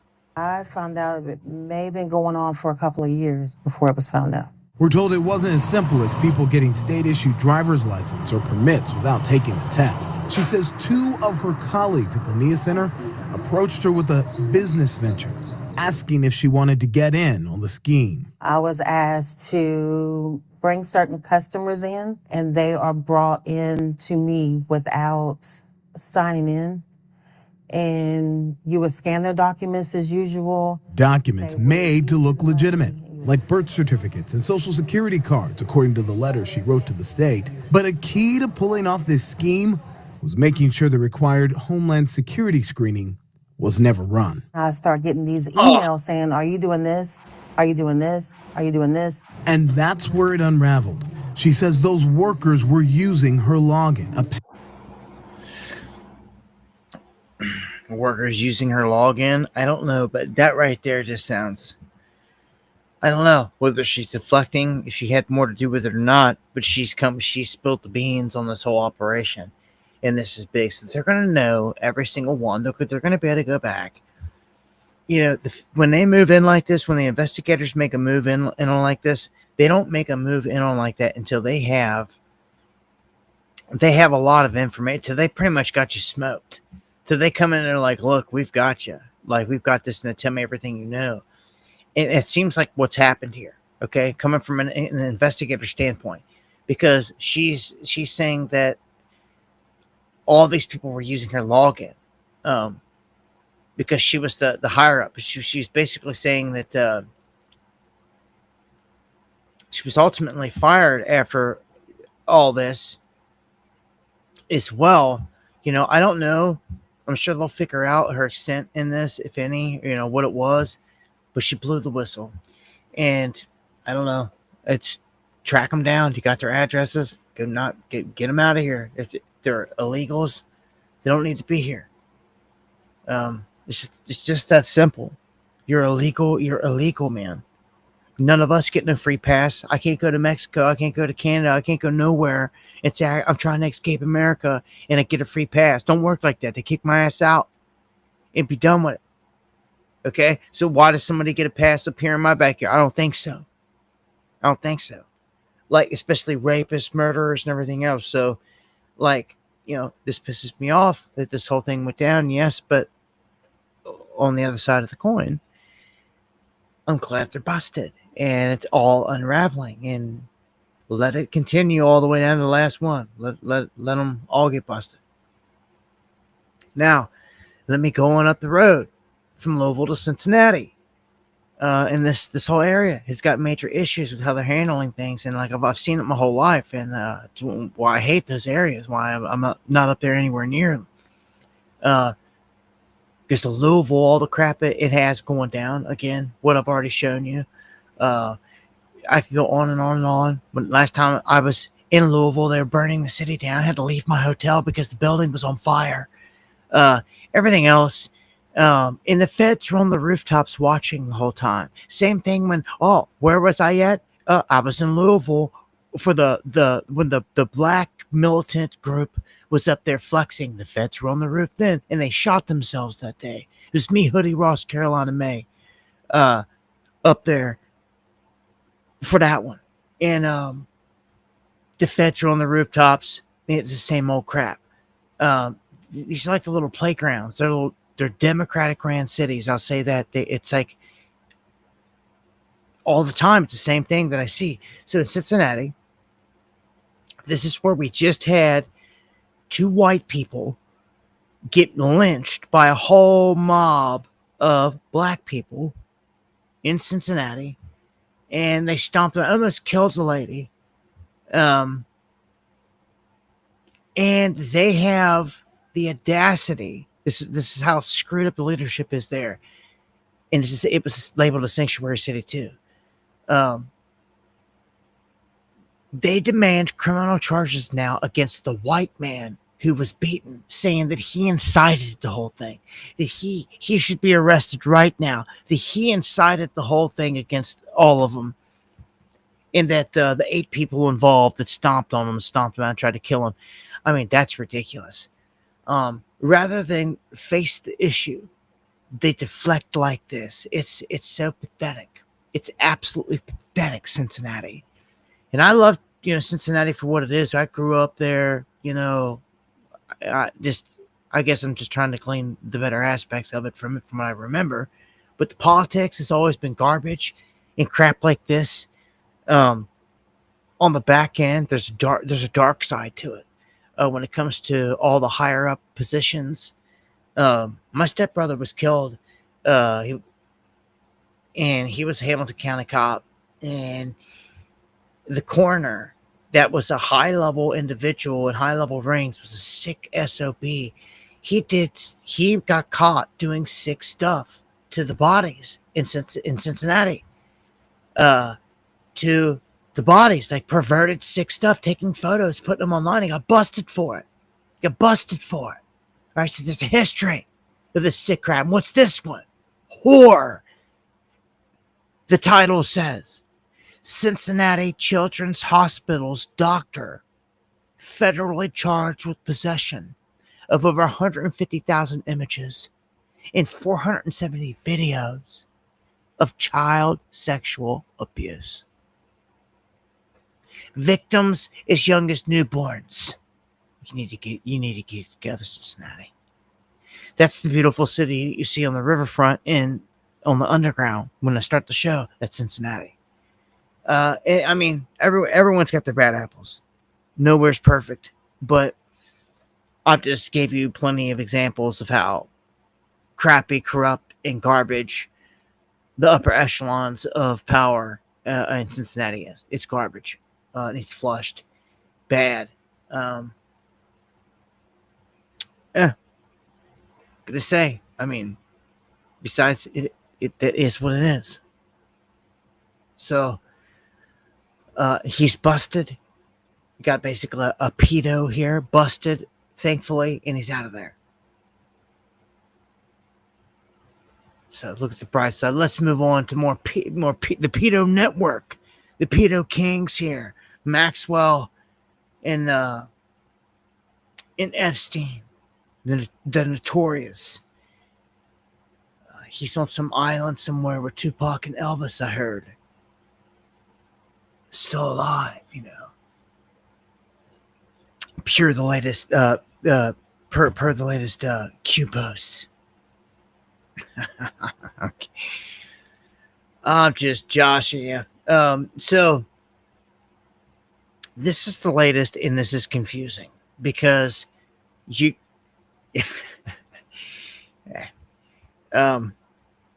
all about adrenochrome. You got that right. It's never talked about. It's that's the main thing. They all make it seem like it was just sexual orgies, and they leave it at that because it's way softer than skinning people. getting into grotesque stuff of taking people's lives to get the adrenochrome. They don't want to dare touch that. They don't want to dare ever touch that. So they'll leave it at just sexual parties and blackmail. They'll leave it right there. They won't dare take it to the next level ever, ever, ever, ever, ever, ever. Never, ever do they want that to come out. So let's let all this talk about sexual rings and orgies go. They haven't even brought up, like, they talked mainly about the girls, the young girls that were brought in, but they haven't even talked about the boys yet. So, raw story. And I don't know. I've seen other outlets right at the gate contradicting the story, saying that it wasn't true. Okay? Saying that this was not true. So, which one's true? I don't know, but this is what they said. Raw Story puts this out and says, Maxwell's cleared to leave prison on work release. David Edwards posted this, senior editor, over a decade reporting on all this stuff right there. Okay, so he posted this and put that she's been cleared to leave the prison on work release, which is, some would say, is absurd. There's no way. That's why some are saying that it's got to be fake. There's no way. But hold up. This is the same government that busted Epstein and cut him a sweetheart deal and allowed him to go. Let him to do it. So you better stop right there and check the facts and the history here of everything that's gone on up before thinking, oh, no, they'd never do that. Well, they've already done it. They got a track record of doing it to her main accomplice in this whole thing. And she's even tied into that. How could she not be already tied into, talked about, and a part of that first whole deal? She was there at a part of the whole thing, man. She's actually citing that whole plea deal as the government should uphold that. And she's a part of that. And like, she should be released and all this other crap. So Allison Gill apparently obtained information about Maxwell's security score, her sex offender waiver, and other details regarding this whole transfer. Now, according to Adam Clausfield, he raised a question about Maxwell's new prison accommodations in a letter to the director of the Federal Bureau of Prisons. The senator demanded to know if Maxwell received special treatment after meeting with Deputy Attorney General Todd Blanche. Documents viewed by Gill indicated that Maxwell was given a 7-point base security score, the highest possible because she is a sex offender and considered a danger to the community. Despite her score of 27, resulting in a minimum security level, BOP policy does not allow people with a sex offender status to serve their sentence in a minimum security facility, which is where they're trying to put her. So someone has to waive the PSF to make that move, they noted. I'm telling you right now, I told you.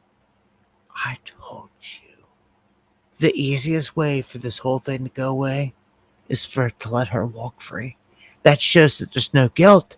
That shows that they just didn't know list. And she gets hit by a bus and gets removed, just like they do everybody. And she, I'm sorry, Miss Maxwell, but you know how they, oh my God, I'm getting chills, dude.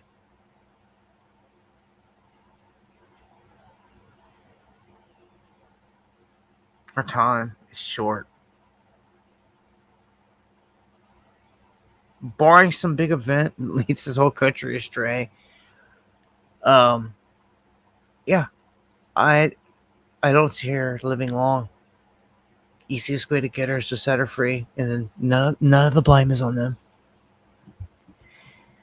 Easiest way for the mafia to do it. You got to think like them. That's the easiest way to do it. And it's actually potentially happening. Potentially. So James Comer comes out and says, guess what? We've got a prime suspect in this whole thing. And let me just say this. How can Trump and anyone say that Epstein is a hoax when Comer and all these guys got an ongoing open investigation and Bill Clinton has just been named as the prime suspect? You tell me how the hell it's a hoax than Trump. It's just not. And the only reason you would call it a hoax is because you're busted guilty of sin. It shows. Try to say this thing's a hoax. You pedo protector. Trump is a pedo protector. At this point, no doubt, he's proven it. And anyone that backs him can wear that badge. You're going to get called on it. There's some people around me that I've yet to even turn the firepower on this whole thing yet, because as soon as I do, it's going to be so nasty. I don't care. I'm here for the good. I fight the good fight. I fight for the most time for truth, not to pander to Trump or to fake patriots or to a couple guys that people think are cool or he's a good guy or this that. Yeah, well, I thought so too until I realized they sold us out. They're over here hanging out with Trump still instead of calling him out on the Epstein or anything. They're all in for him. And I have no problem showing you that and telling you that all over their X and all over the feeds. Those are fake patriots. Those are busters. Those are sellouts. Those dudes will get you killed quick on the battlefield, dude. Get you killed quick. And you think they're them with their big old beards and saying that they're this and that or whatever, that they're going to come save you one day? I don't know what you're thinking. They're sellouts to me. I've seen them all over, all these fake patriots all over the place. MAGA sucked up a lot and let them show their true colors. Again, they jumped onto the Trump train, and now that he's proven a pedo, like the pedo protector, you've got a litmus test. You get as pissed off as you want about it. Get mad at say, oh, your butthurt Dapu. You just hate Trump, and now you're just run your mouth like it's high school. That's all you've got.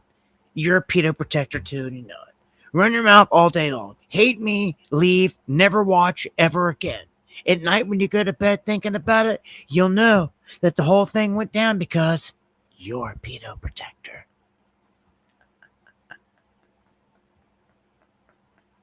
That's gonna suck, dude, for you. You could change it all. All you gotta do is say F Trump. He's a pedo protector. Admit it, and we'll salute you, just like I do anyone else. And then it's done. It's over. It's over. You've graduated up to the upper echelon of awakening. If you want to take that bold step, it's not hard. It's right in front of you. If you really want to awaken, you'll do it. No, I'm just talking about a couple characters out there on the scene that are fakes.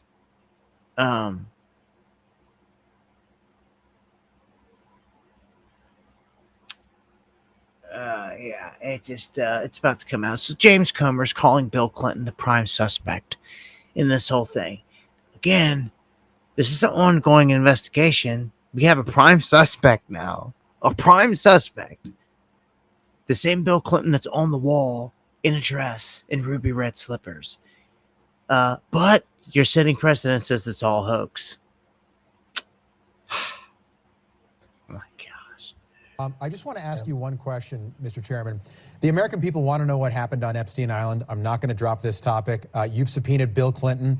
He's going to fight you tooth and nail with the best lawyers in the country in some cases. Do you think Bill Clinton ever actually testifies? I think his date is what, October 12th? Yes. I think we have a very good chance at this. I've never lost a subpoena battle. I've been chairman of that committee for a year and a half. This is the most challenging subpoena I've ever issued. But what makes this subpoena different is that the Democrats voted with Republicans. This is a bipartisan, congressionally approved subpoena. And I think that will hold a lot of weight in court. wow. And you're absolutely right. He's going to have the best lawyers in America fighting us tooth and toenail on this. But the fact that this was voted on by Republicans and Democrats, because we're hearing from our constituents, everybody in America wants to know what went on at Epstein Island. And we've all heard reports that Bill Clinton was a frequent visitor there. So he's a prime suspect to be deposed by the House Oversight Committee. So hopefully we'll win that court battle with that subpoena and see President Clinton in October. I hope so. I would love to see it too. This would be the closest you would ever see to anything. But again, this is Comer doing this. How is Trump going to get any credit for any bit of this, any ounce of anything when he's calling this all hoax? Huh? Like the Trumpers, the MAGA, the way they try to spin it. You can just go over and look at the comments on some of the posts that I put out, anything concerned to this. Like a majority, like today I put out a video, a majority get it, like 90+%. But man, there's like a small pocket always that just shows up, butthurt, and can't seem to get a grip on the whole thing, on reality, on just how bad everything is. They say the stupidest things, and they will never ever face a situation like this, like head on. Especially with Trump and Epstein and all that stuff. I literally have people in my comments that I have saved and even screenshot that where they have said that they voted for this, that they want all this, and they don't care. They care less about Epstein. If it means safer cities, that's what they want, and then make comments like that. Like they care less about Peter. They care less that there's people in power doing bad things to children. They don't care. I don't even want to be around like any kind of people like that. If you don't care, the bad things are being done to children, you're a piece of shit. Period. If you don't care, the bad things are being done to innocent children. Okay? So you make up any little excuse under the rainbow that you want. You're a pedo protector, as long as you're protecting the pedos. And it's just that simple. There's no other way around it. No excuse. You have not a leg to stand on. Just like you don't with warp speed, just like you don't with going to clean them all out in Gaza, just like you don't with take the guns first, ask questions later, just like you don't with any of it. You won't face the fire of none of it when it comes to this. Some of you, and you can either learn the hard way or just face the facts. But was it buffering? I get to the Epstein part and it starts to buffer, huh? All right, so let me show you what they want to do. 5x5s. All right. This is CNN. They're showing you. They're like, this is like them rubbing it in our face, us that are awake. And they're trying to tell the rest of the crowd, the sheep that are watching, that look, nobody cares about this. So push on. You don't need to. Nobody cares about it. You don't need to care about it. So push on. That's what they're doing right here to the masses. Like they've won this battle.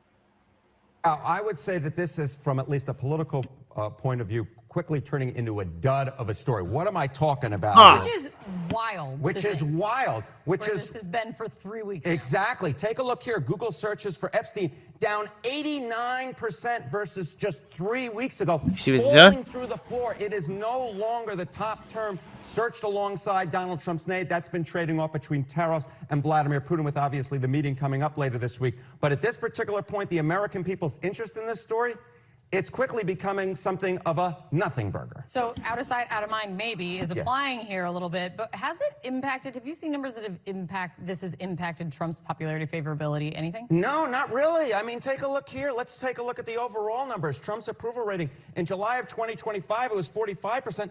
It's still well within that margin of error here at 44%.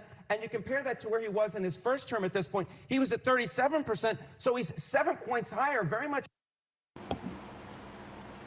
Do I need to explain it anymore? Do you see what they've done? People want to scoff at black magic. That right there is it working on them, and they're so ignorant they don't even know it. They really don't even know it or realize it. That when they're scoffing at it, that's the magic working on them to where they can't see it. So they talk crap, say it's not real, but it is. It's very. And they just used it right here. They're masters of this, masters of illusion when it comes to the mainstream and their lies and their deception, especially CNN here. But look what they just did. They just came out again. They just told us, showed us, like, this is a nothing burger. Was his exact words that he dropped on the masses' consciousness. That Epstein is a nothing burger. That's what's stuck in their minds right there. And that the whole crowd's moved on. And that, look right there, like he dropped like maybe a percentage point. That's it. Acknowledging the fracture of the base and all that, and the people jump ship and everything, but it was just minimal. Is how they're trying to perceive this into the minds of the rest of the zombies still consuming this. I can rip this apart like in every aspect. This is exactly what it is. That they did just that. You know, I mean, millions of people got that brainwashing, but failed to get the antidote, the real deal from Dabu 7 here, because they're so censored. It sucks to know, because all these people are psyop. They're damaged. They're I don't know how we ever win this war if we can never reach the masses. Like, something's got to happen. Something's got to give to, like, elevate, like, up and out and to expand. Like, something has to happen instead of being kept under the lid. I don't know. Maybe we're almost out of time anyway, because it's starting to feel that way. Big events, like any day now. I thought this was funny. First Lady, it's not really funny, but kinda. First Lady Melania Trump threatening Hunter Biden with $1 billion defamation suit over the Epstein comments because of what he says in the clip. And some have said that, like, he spoke truth. Others, well, look right here. Here's what they are. I want you to know. Melania met Trump at Fashion Week, at a Fashion Week party in New York City in 1998. Okay? Let's stop there. Okay. Who introduced him? You left that part out.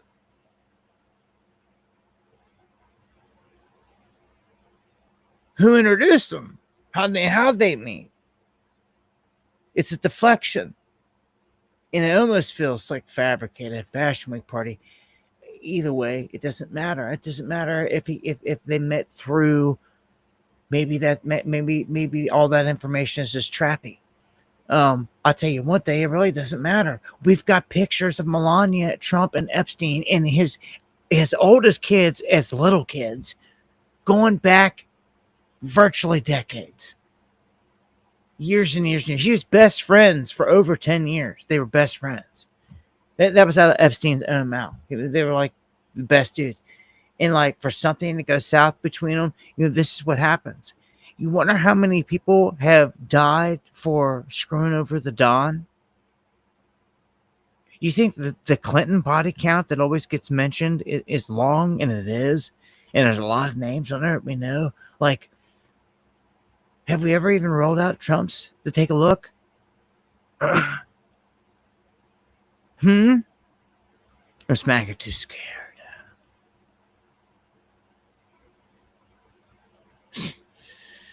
It's pathetic.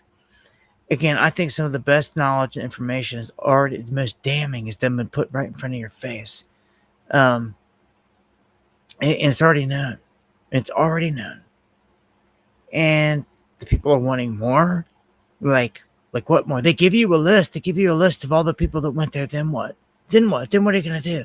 You can't prove that they did anything bad on that island, right? Unless you've got witnesses, right? I don't know, like Virginia Guffreys that, like, I don't know, or try screaming to the world everything that happened until they get eliminated. Like, oh my gosh, dude. There's other victims that are on camera, like all over the place, talking about this. And people like MAGA just like acts like they don't exist or acts like they're faker or they're making it up or some crap. And it's garbage. Like there's other victims out there. They're on camera. They go back. Like, so there's even people out there that accuse Trump openly, saying that when they were, the one lady said when she was 13, Trump basically took her virginity, and that Trump was bragging about it, like you should be proud that it wasn't some bum that it was me that popped your chair. That was his words. That's what she was saying. She's on camera saying this, and admitting. But then came the death threats, because that's all anyone would say. Well, how come this and how come she didn't say it? Well, you know, when you start getting death threats right at the gate coming from these cats and bodies are dropping, it's enough, as we can see, it's enough to shut up a lot of people.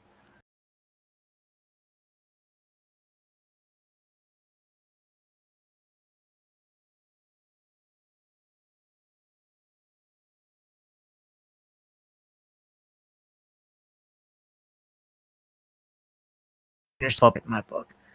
Any one of these girls right now, anyone, some of them just want to finish out their life just like in peace. And like, I think what just happened to Virginia was like it was like a warning to any of the rest of them. They're like, look, we just got the main one right here.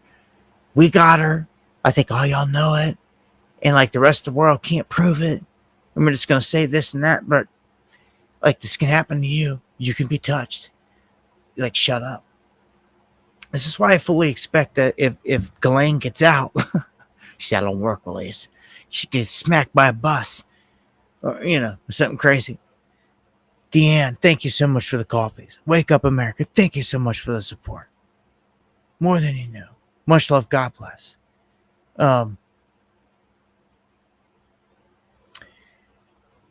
So, with all that said, listen to what Hunter Biden said. And Hunter is a creep. He's garbage. Don't be one of those people because, you know, we're calling out one side. You say, oh, you support the other. No, we don't. We don't support none of them. None of them. They're all pedos in a big, huge club that we're not a part of, you know, thankfully. But, like, watch. Epstein introduced Melania to Trump. The connections are like so wide and deep. Anyway, why do we think they don't want the files released? I don't know. I think John, you know, that thing that John Heilman says is like a long time ago. I think is the most accurate kind of assessment of them, which is everything is projection or confession. Everything. So when he puts out that tweet, I think John, you know, that. I don't know, man. So, you know, it's all a show to me. This guy's got a tattoo on his back of the Finger Lakes, and it's all tied into abduction and trafficking and everything else. Like, I mean, Hunter's is deep involved, but it's like a show. Here, like, no one's going to go to jail. He can sit there and talk all this crap and all this crap and all this crap, but, like, no one's going to go to jail. His dad's not going to go to jail. His dad's going to pardon everybody. Look at the whole auto pen scandal. All this, like, nobody's going to jail. Like, they're sitting there talking, maybe we'll get the Clintons in October. Like, we'll see here. And they admit that he'll be lawyered up and this and that. But, like, man, you know, old Bill's so old and frail that, like, he could stall anything out in court for the rest of his days, I feel. And, like, you're never going to know if that's the case. It's at that point, some of these characters are that old. You know, he's not in good shape, man. Yeah, much love. But very interesting. Let's see it happen. Get him in there. Get a deposition. Let's hear old Bill say, yeah, I was in there. Yeah, I sat in that chair, wore a dress, ruby slippers. Whatever he's gonna do, man. Like, let him do it. Let him say it. Like, put him under oath. Let him lie on oath. Let him whatever. I mean, this is Monica Lewinsky, Bill Clinton. Come on now. Like, everybody forget that? Like, and you don't think that this dude was busted with Monica, and like, you don't think he wasn't doing some. Get out of here. Like, it's like a given. Like Bill at least just be real and raw one good time, and like to say, yeah, I was there, man. We partied it up. Like, it's one single person got the goodness to even say that. Like, like, hey, we partied up, but it was all, legal, legit, and there was, blah blah blah. He could say whatever, but that's when the witnesses come in, right? So I would keep an eye on witnesses. And again, Ghislaine Maxwell, man, with the whole work release thing and like getting freed, Hunter should be in jail right now. If Trump was anything, a fraction of what he claimed to be, Hillary for prison, all this stuff, he'd have him all in jail for real. Like, Hillary would have been in prison first term. Hunter wouldn't be sitting here painting on the wall or anything. He'd be carving something into his prison cell wall. He wouldn't be sitting there, doing what he's doing now. Like, it's all big show. Really, man. I mean, I'm at that point. That's where I'm at in this life, in this reality. I see it for what it is, man. Clearly. All these guys are characters in it, because if they were serious about it any other way, even all the way up to the wars, I say it all the time. Russia feeds Europe all the gas and oil that it needs to survive throughout the winter. Even though they're on the verge of World War III all the time, if they really wanted to kill them, they'd cut them off fully. Like, they'd kill them. They wouldn't give them a chance to survive. Kind of, I don't know. You don't see that here. Instead, he lets everybody slide. And he don't seem to believe in going after a setting a former president or a president's wife. That was his excuse with Hillary. Going after a former president's wife and all this stuff, blah, blah, blah. Well, if that's his excuse, a former president's wife, then he's definitely not going to do anything against a former president. I mean, look, they should, by all means, have Biden pinned to the floor right now on all kinds of charges and all types of stuff and all types of crimes, all this trillions of dollars that got stolen, and all this stuff, but like nothing. So snap back to reality. Nothing. So you want to go on believing the headlines of the get led by the nose, carrying on a stick another day? Garbage. Seen it for way too long. All these players are in it. Again, one big club. So here's where it gets dangerous. When you start to federalize everything, when you start to bring in federalized troops, it doesn't matter who it is. So people say National Guard's different, blah, blah, blah, blah. No. Look what Trump just did. And it's in court. In June with the protest in Southern California.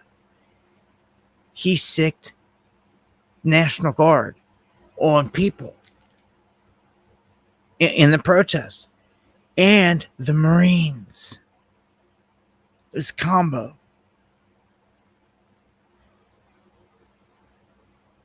So people make up stuff all the time, say all this and that, think what they want to think, but like, as it is on paper, this is how it goes. DC is not a state. DC is a federal district. Okay? Federal district has its own laws, own police, all this stuff. It operates just like London, just like the Vatican. It's what we dub Empire of the City. They fly a flag with 3 stars to represent all those places. We are the military hub. London is the financial hub. Vatican is the spiritual hub. They all operate the same way. All on Jesuit command. And that is on the order of the Black Pope, which is very real, not a conspiracy. That dwarfs any power of a white Pope. And if you're slipping on any and all that, you got a lot of homework to do. on who's running this place. Okay. So Trump says we're going to take back other cities, just like we're taking back DC. But here's the difference. Okay. Trump has, under the DC Home Rule Act, the authority, when things get crazy, to seize power over the police in DC and also deploy the National Guard to quell any uprisings or anything crazy, right? But that is, again, a federal district. When it comes to the rest of the states, that is something that falls, that power is something that falls into the hands of governors. Governors of every state. They control the National Guard, how they're utilized, and all that stuff. What Trump's doing is he's federalizing it. They keep saying that loud and clear, so like you hear it, okay? And it's known. What that is different. That is different than anything that you can imagine. This is tyrannical, okay?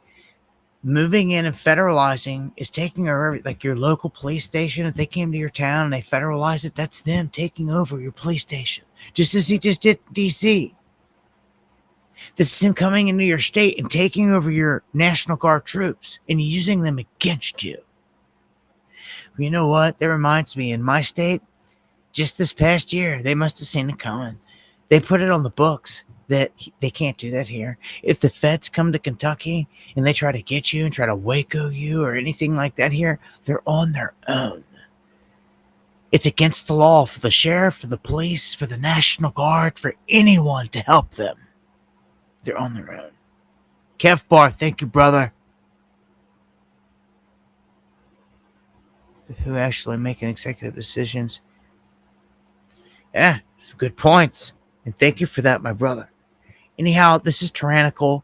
Now look, you can't be one of them people that say, oh, so you don't want them to go in and clean it up. Like, yeah, we want them to go in and clean it up. Yeah, we want homeless help. We want druggies off the street. We want all that. Is it clear? Is it any clearer? I've never said anything different. That is all fine and gravy, fine and dandy. Okay? But that seems to be where your mental capacity stops. What about the rest of the homeless that they're talking about sending to facilities that don't have drug problems? Like the people that are out there working a 9 to 5, live on the streets because they can't afford it. Maybe you got it better. Maybe you just don't realize how bad off this country is.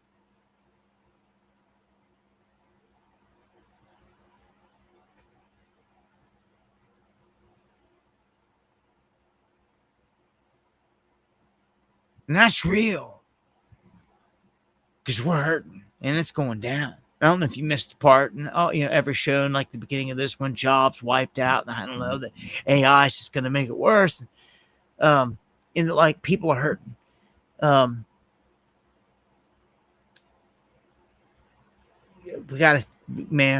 We got to take control of our cities. And that's the truth. So you can't blur the line. Yeah, you got killers, you got rapists out there because they let them in. They let them in under the disguise of the blue Democrats. They let them all in. So now the other side, the problem reaction solution is the right comes in to clamp down and to solve the problem of getting them all out. But what that does is it installs the police state that we've always warned you about. And I mean, we never seen a tyrannical layer of AI that you could just add on top of it. It's just the icing on the cake that just locks it all in. So California, New York, Baltimore, Chicago, they're targeted next. Do they have crime and all this other stuff and that needs cleaned up? Yes, they do. Yes, they do. But again, you're falling for a trick. Like, get your police force, your local police force in gear. Solve it that way. Do not depend on the feds to save the day. Right?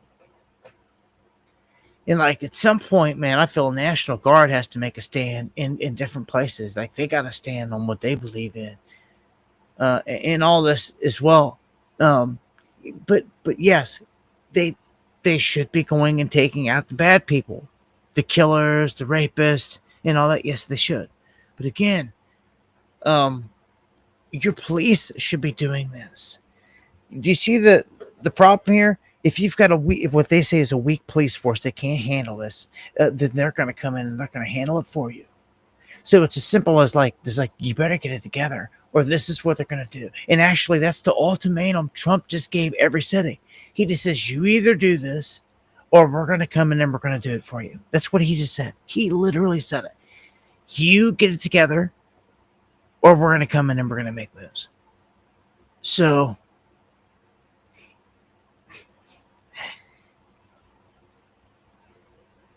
it's going down, like let them come in and start doing what you're going to do what home and strike teams are already doing. So now it's amplified. Now you've got home and strike teams, and now National Guard running around all what doing the same thing, rounding up people.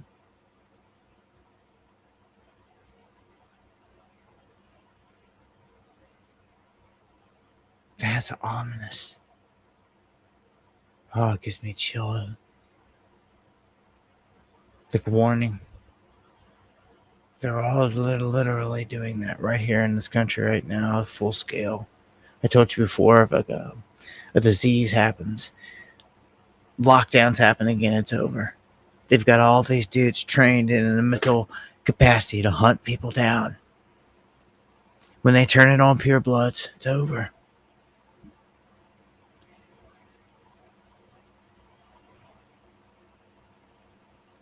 You could see who they're going to use. It's plain as day. At least it is for me. If other people can't see it from here on out, I don't know what to tell them. This sucks. So this is in court. Trump's use of the National Guard is actually in court. And this went to the high courts. And it's actually like under trial like now. There was supposed to have been some big action today. I don't see any update here on it, what the final verdict was, but a trial ongoing here, testimony being heard, and it's being argued that Trump is going again. He's violating the law known as Posse Comitatus Act by using federal troops for civilian law enforcement, which you're not allowed to do unless, of course, there's always loopholes, unless he declares it's insurrection. Can you believe this? Good old insurrection. Cole, thank you for the coffee. Wake up, America. And again, Deanne, much love. I don't know. I'm waiting to really get. I gotta find out and get the result on this. Just really kind of dying to see what the result was on that. That means something major here. Whatever the result is, comes of this federal ruling in court. Trials expected to last multiple days, multiple witnesses. We'll see. It's going to have implications for other places.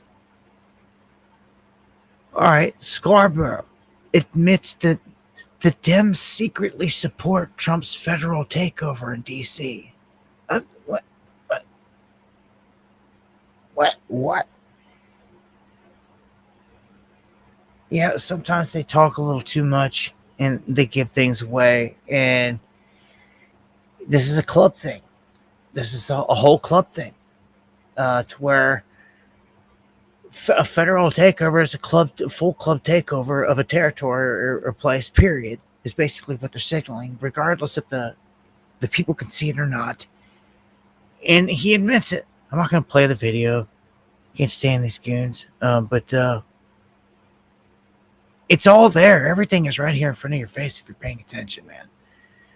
And I thought this was kind of crazy. The DC police chief was left dumbfounded when asked about the current chain of command following the takeover. Didn't seem to know. Doesn't seem to have an answer. Like, was bewildered. Has no clue. Like, the handler had to step up and take control because basic questions just couldn't be answered, like the brain fry. That's what the chain of command is now? What does that mean? Well, is it Pam Bondi speaking to the mayor, speaking to you, or how does this work? So, oh my gosh. I mean, like, just like a couple seconds folded and bowed out. Literally folded and bowed out like a robot shut down. What's that mean? Don't. And like, oh my gosh. And then the handler steps up and like gives this like, staged government speech. God.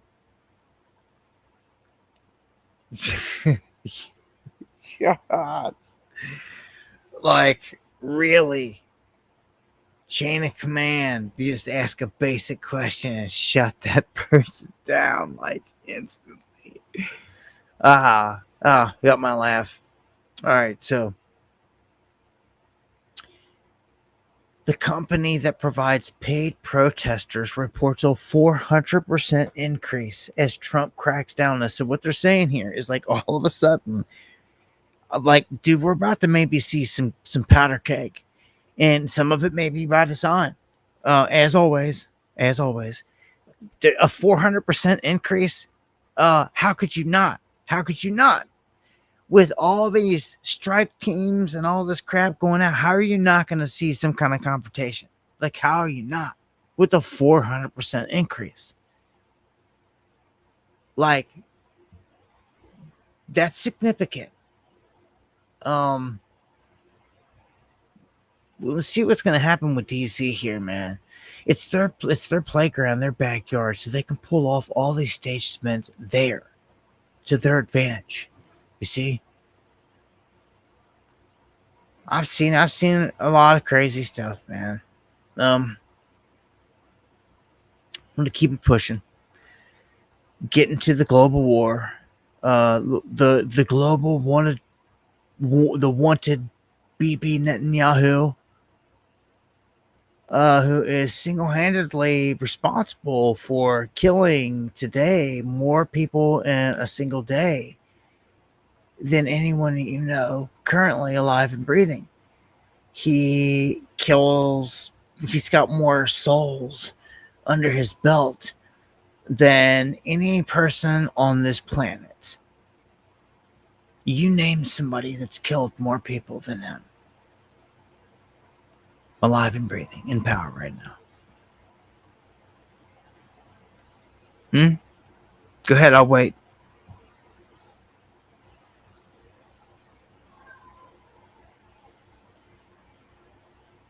The butcher.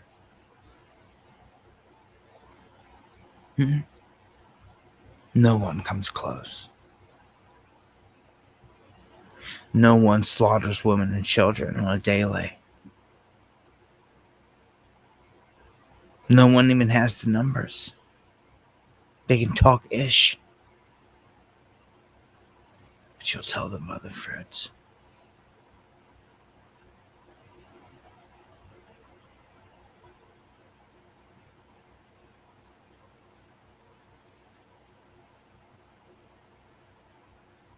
Wanted. International criminal warrant, actually. So you can't, he's actually, that's on his head. It's on his head. But like, what does it matter when Trump is his bitch? Let's be honest. It's his Gentile Messiah. Tucking a chair up underneath of him. I've never ever seen Trump do it for another great grown ass man in the world, the planet. You'll see him doing it for him. You see them all bowing down, right?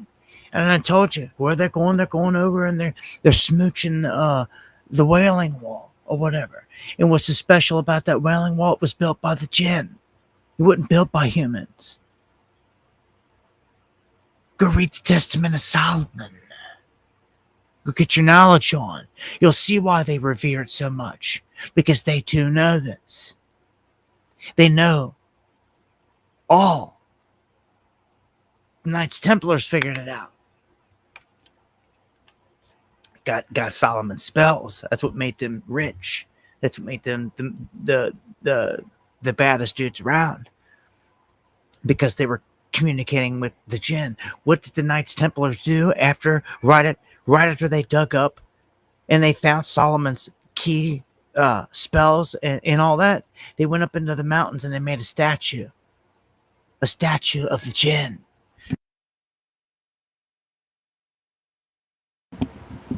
Of Azazel. That's how real this is. So you can keep sleeping on it. All black magic is fake and all this other crap. Garbage. You're under spell and you're never gonna break out of it. I'm sitting there telling you how it operates, the whole operation.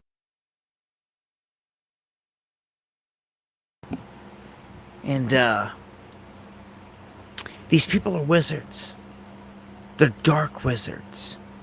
Dark, evil witches and wizards in this realm right now. And I'm telling you, they're bowing down to these entities that are here. Your Bible told you. You call them the fallen ones. They're here. They are a higher intelligence. They are a different species. This was never kept hidden from you in terms of the Bible, in terms of the world you live in and man lying to you. They're out of sight, out of mind. Like they don't exist. Like nothing's here. Like there's nothing to see. Okay, that's how but they know they're here. That's who gives them their power and their technology is them. It's who they worship. It's literally who they worship.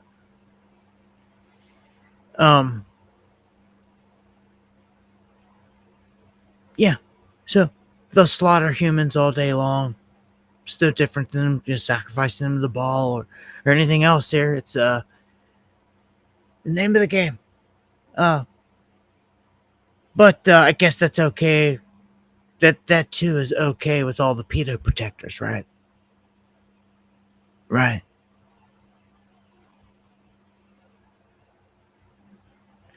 So Netanyahu says in the open, he backs Greater Israel. Can't say it's a conspiracy. He says it. And if you don't know what that is, that means that for this to happen, let's just take a look and see what it means. Okay? Let me play this clip here first off and see what he says. He claims he's on a historical and spiritual mission to realize Greater Israel. Okay, I want you to hear what this goon's saying. Okay, it means anybody in the path is getting liquidated. Do you understand that? You know that, right? You see the eyes of this goon? You know how many people die every day? You know what this means, right?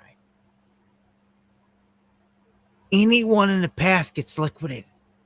No one steps up and says a word. He can fire shots into Syria. He can fire them in Lebanon. He can go in and liquidate Gaza. It doesn't matter. It don't matter. So this means Jordan, Egypt. Oh, you better watch out. מה אנחנו עושים כאן? אנחנו כאן בשליחות של דורות. I'm not even doing it. Can't even do it. He's so demonic and evil. He's not a representation of the other people of Israel. Okay, let's look right here. Just as our government's not a representation of us.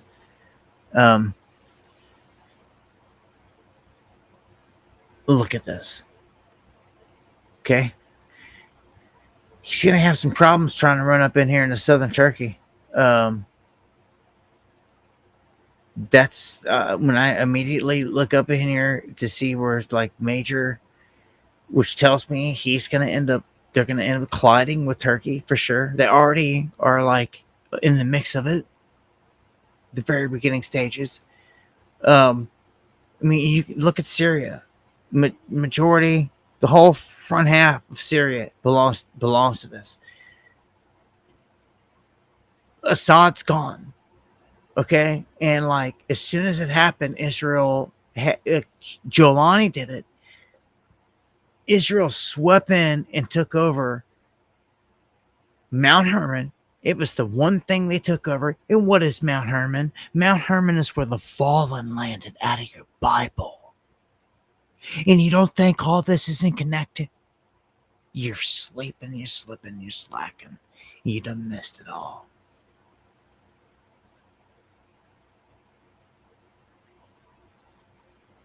This is their religious belief. And they made sure to snatch up the landing spot right where they landed when they came down, right out of your Bible, if anybody cares. That's how real this is. Okay, real deal. So they're snatching up this turf and just giving them a bit of time.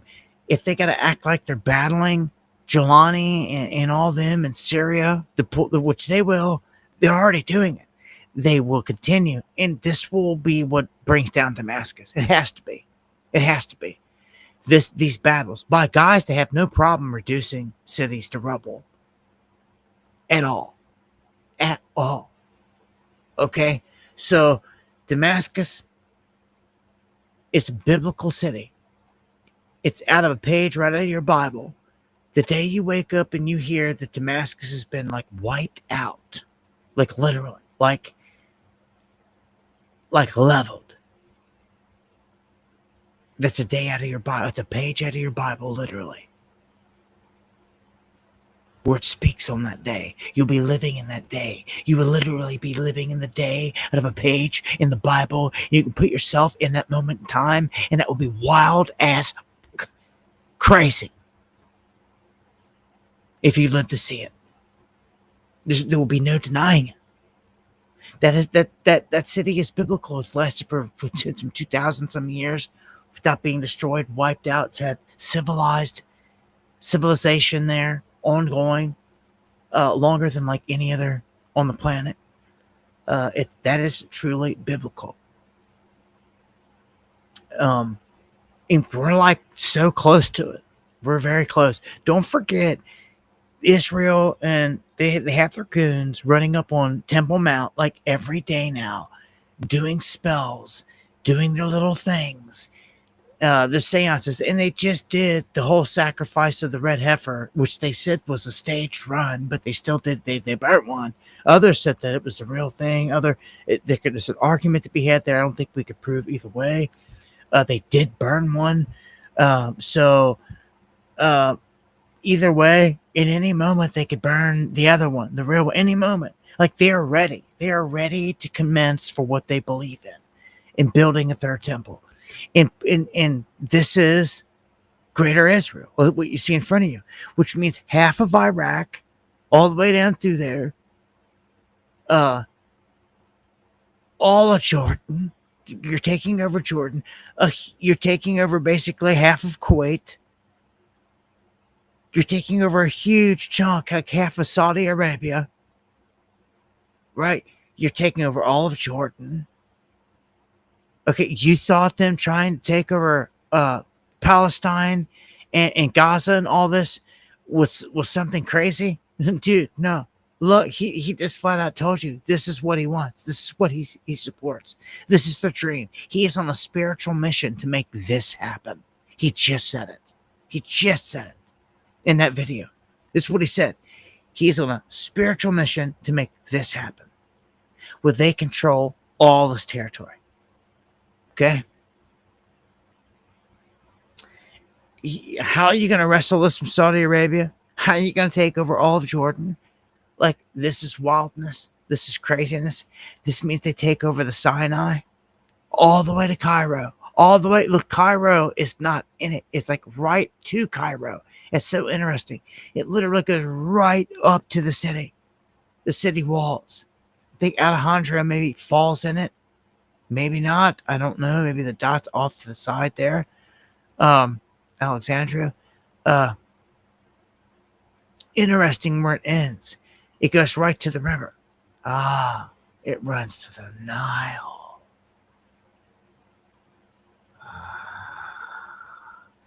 which flows all the way down to Luxor. Man, dude, this is... Do you see what they want now? Do you see the plan?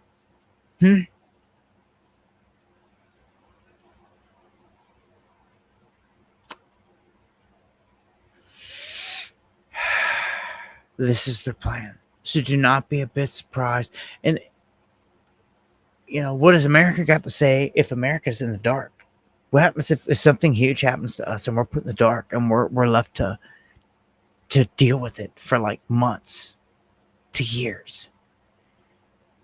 And like what's going on the other side of the globe, like it doesn't matter because like we're in the dark or something, trying to recover from it or something. Like,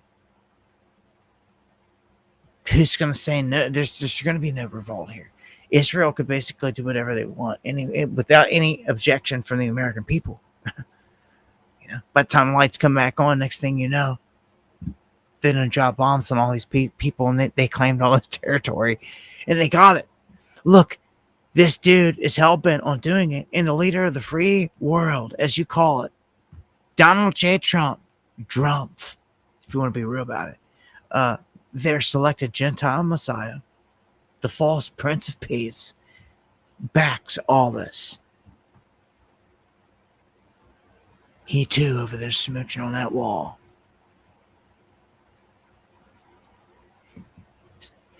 I'm telling you what it all means. It goes to a higher, worshiping something higher. Literally. They're doing it right in front of your face, but now you know what it all is, for sure. It's not too hard to know and figure out. But check this out. Grok AI briefly gets suspended on X. How is X going to suspend its own AI? It had to do something crazy, right? Well, oh boy.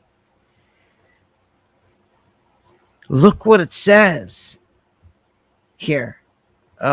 This is pretty crazy. When it gets to the AI, it's all nuts. Get this loaded up. Image. It says, why did they suspend your account, Grok? Grok responds.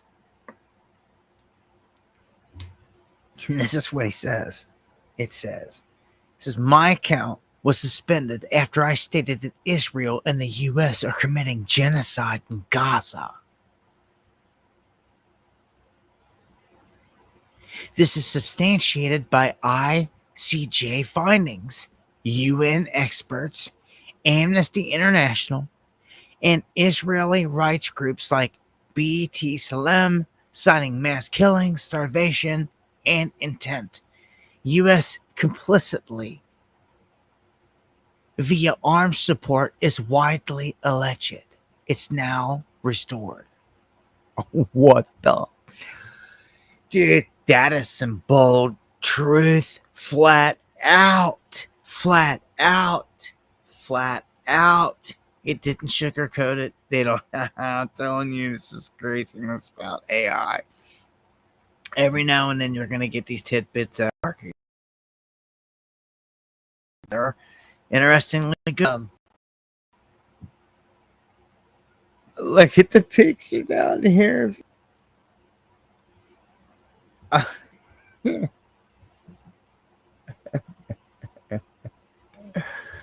Well, I guess we know who's controlling the show, right?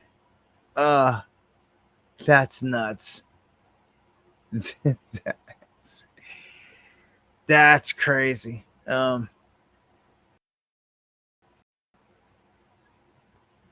Australia is the next U.S. ally pledging to recognize a Palestinian statehood at the UN.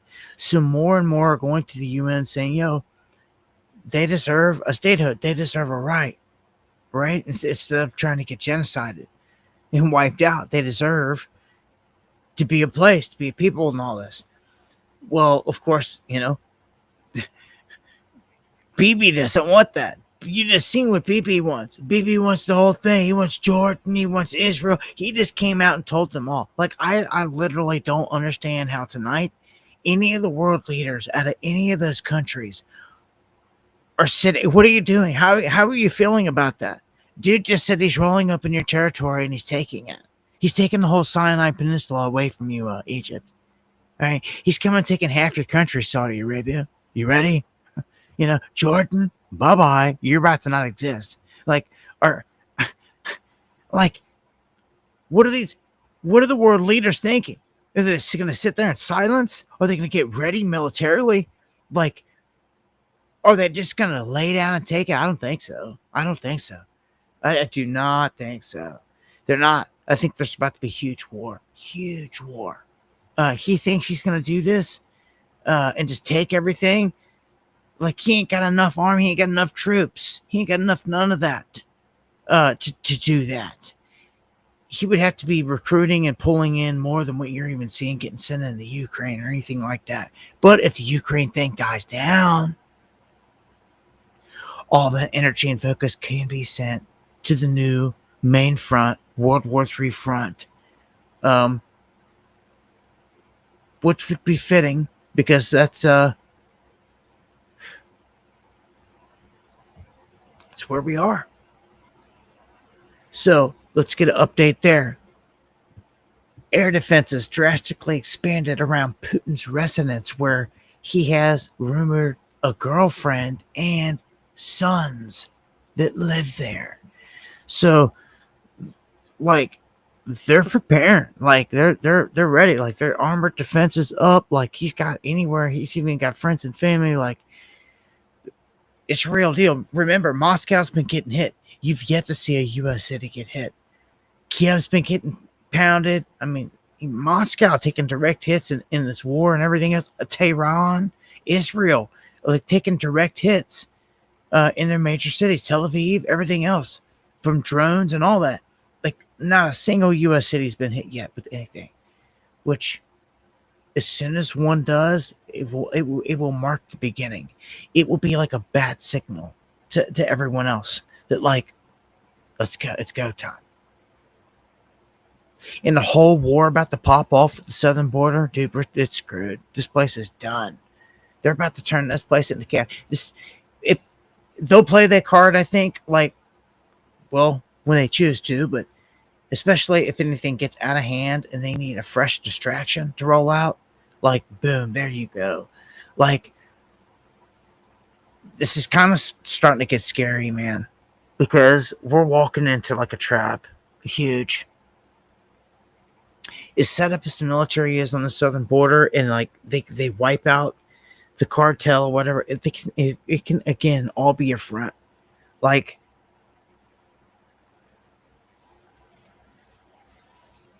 I see Jade Helm in full force right now, and it's scary.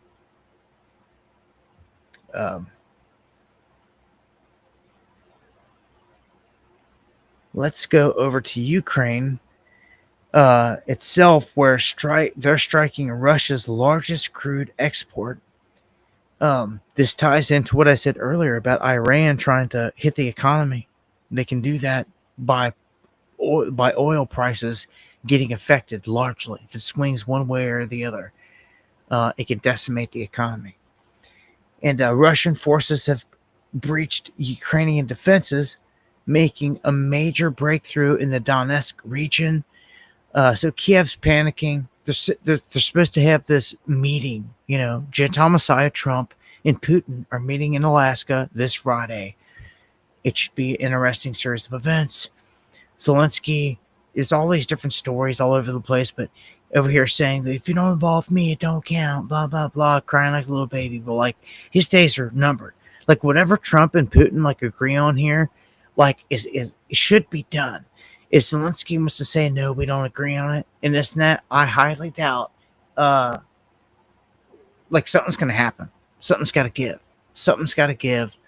And this one says, an exhausted Ukraine's ready to secede territory held by Russia in exchange for peace. Oh, really? Really? Well, let's get it on with then.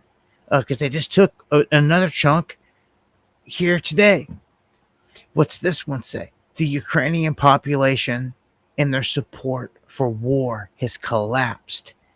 It's done.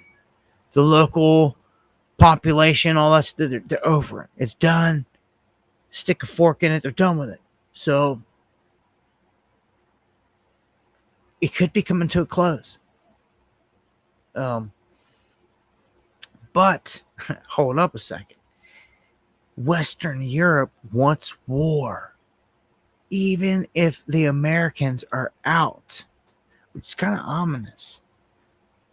Going ahead and removing us. Why? Because we're about to get blanked over here, like put in the dark, and like not be able to help you anyway, and like you're just going ahead and preparing. That's what it feels like to me. That's what it feels like to me. Look at this. The new EU media freedom law allows for journalists to be arrested if it's justified by public interest. Oh my gosh, dude. This is like Ursula von or whatever. This is tyranny. As bad as it gets, dude. Like that's the leader basically of Europe right there. And I don't know, man, they're on their own boat. Here's another one. India outraged by Pakistan army chief's nuke threat. And it keeps going back and forth. Pakistan, India already got into it. China backed Pakistan, showed their hand. If this escalates again, like India has no choice but like to go to the U.S. as an ally, like big time. Like this is like World War III level, obviously, nuclear powers. And if it escalates, man, like China showed quick, they're back in Pakistan. And dude, India's seen it, everyone's seen it. And like, you better get it together and realize what's going on here. I feel like something could spin up out of here, man. World War III could turn ugly, guys. No doubt about it. It really can, really quick. The U.S. reactivates its military intelligence unit on the Korean Peninsula. And the latest buildup, and where are we already coming up on midnight? All right, so I'm going to... Wow. Took it long tonight. Go ahead and knock out these last two here. And we'll shut it down. The United States puts out a travel advisory to Mexico, warning everybody, you better watch your tail, do your research. May not even want to go. This is crazy because of terrorism, crime, and kidnapping. They're leaving the words murder out of there, but that's wrapped up in there in terrorism and crime. It's bad, super bad, and escalating. And as this war continues, people are going to start being taken hostage. They're going to put out all that. You're not even going to be able to go down there. I'm telling you now, it's a prediction. This is going to escalate to levels people never imagined. People have already died at the border in this back and forth. People are sleeping on it. Just wait. It's about to blow up. And when it does, it's going to change history. Because for the first time in our lifetimes, we're going to be at war openly in U.S. soil. Our southern border will be directly involved. Bombing, drone striking people, attacks coming back at us.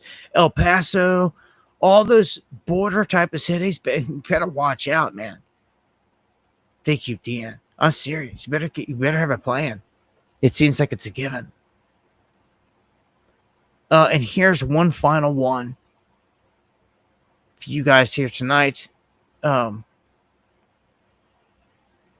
final thought that I'll leave you on.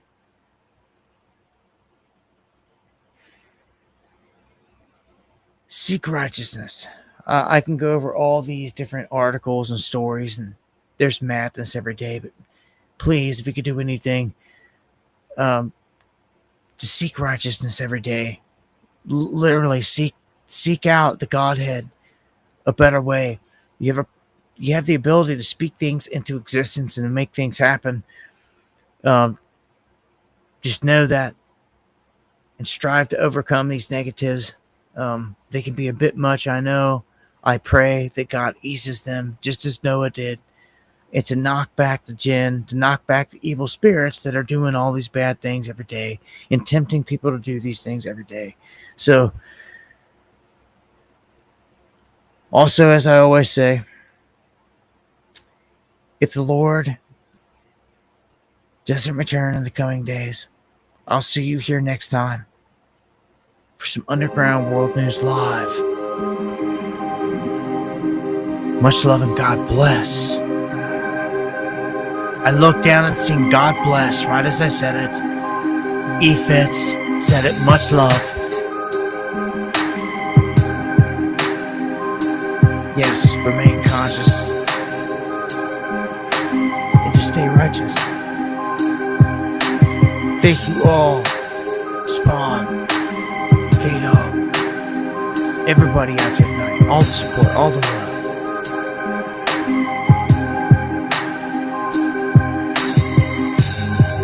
Gwendolyn says, not the jinn, Nephilim.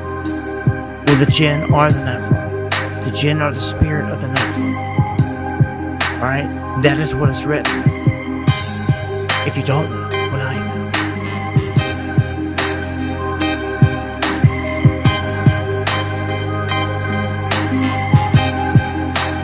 God bless all.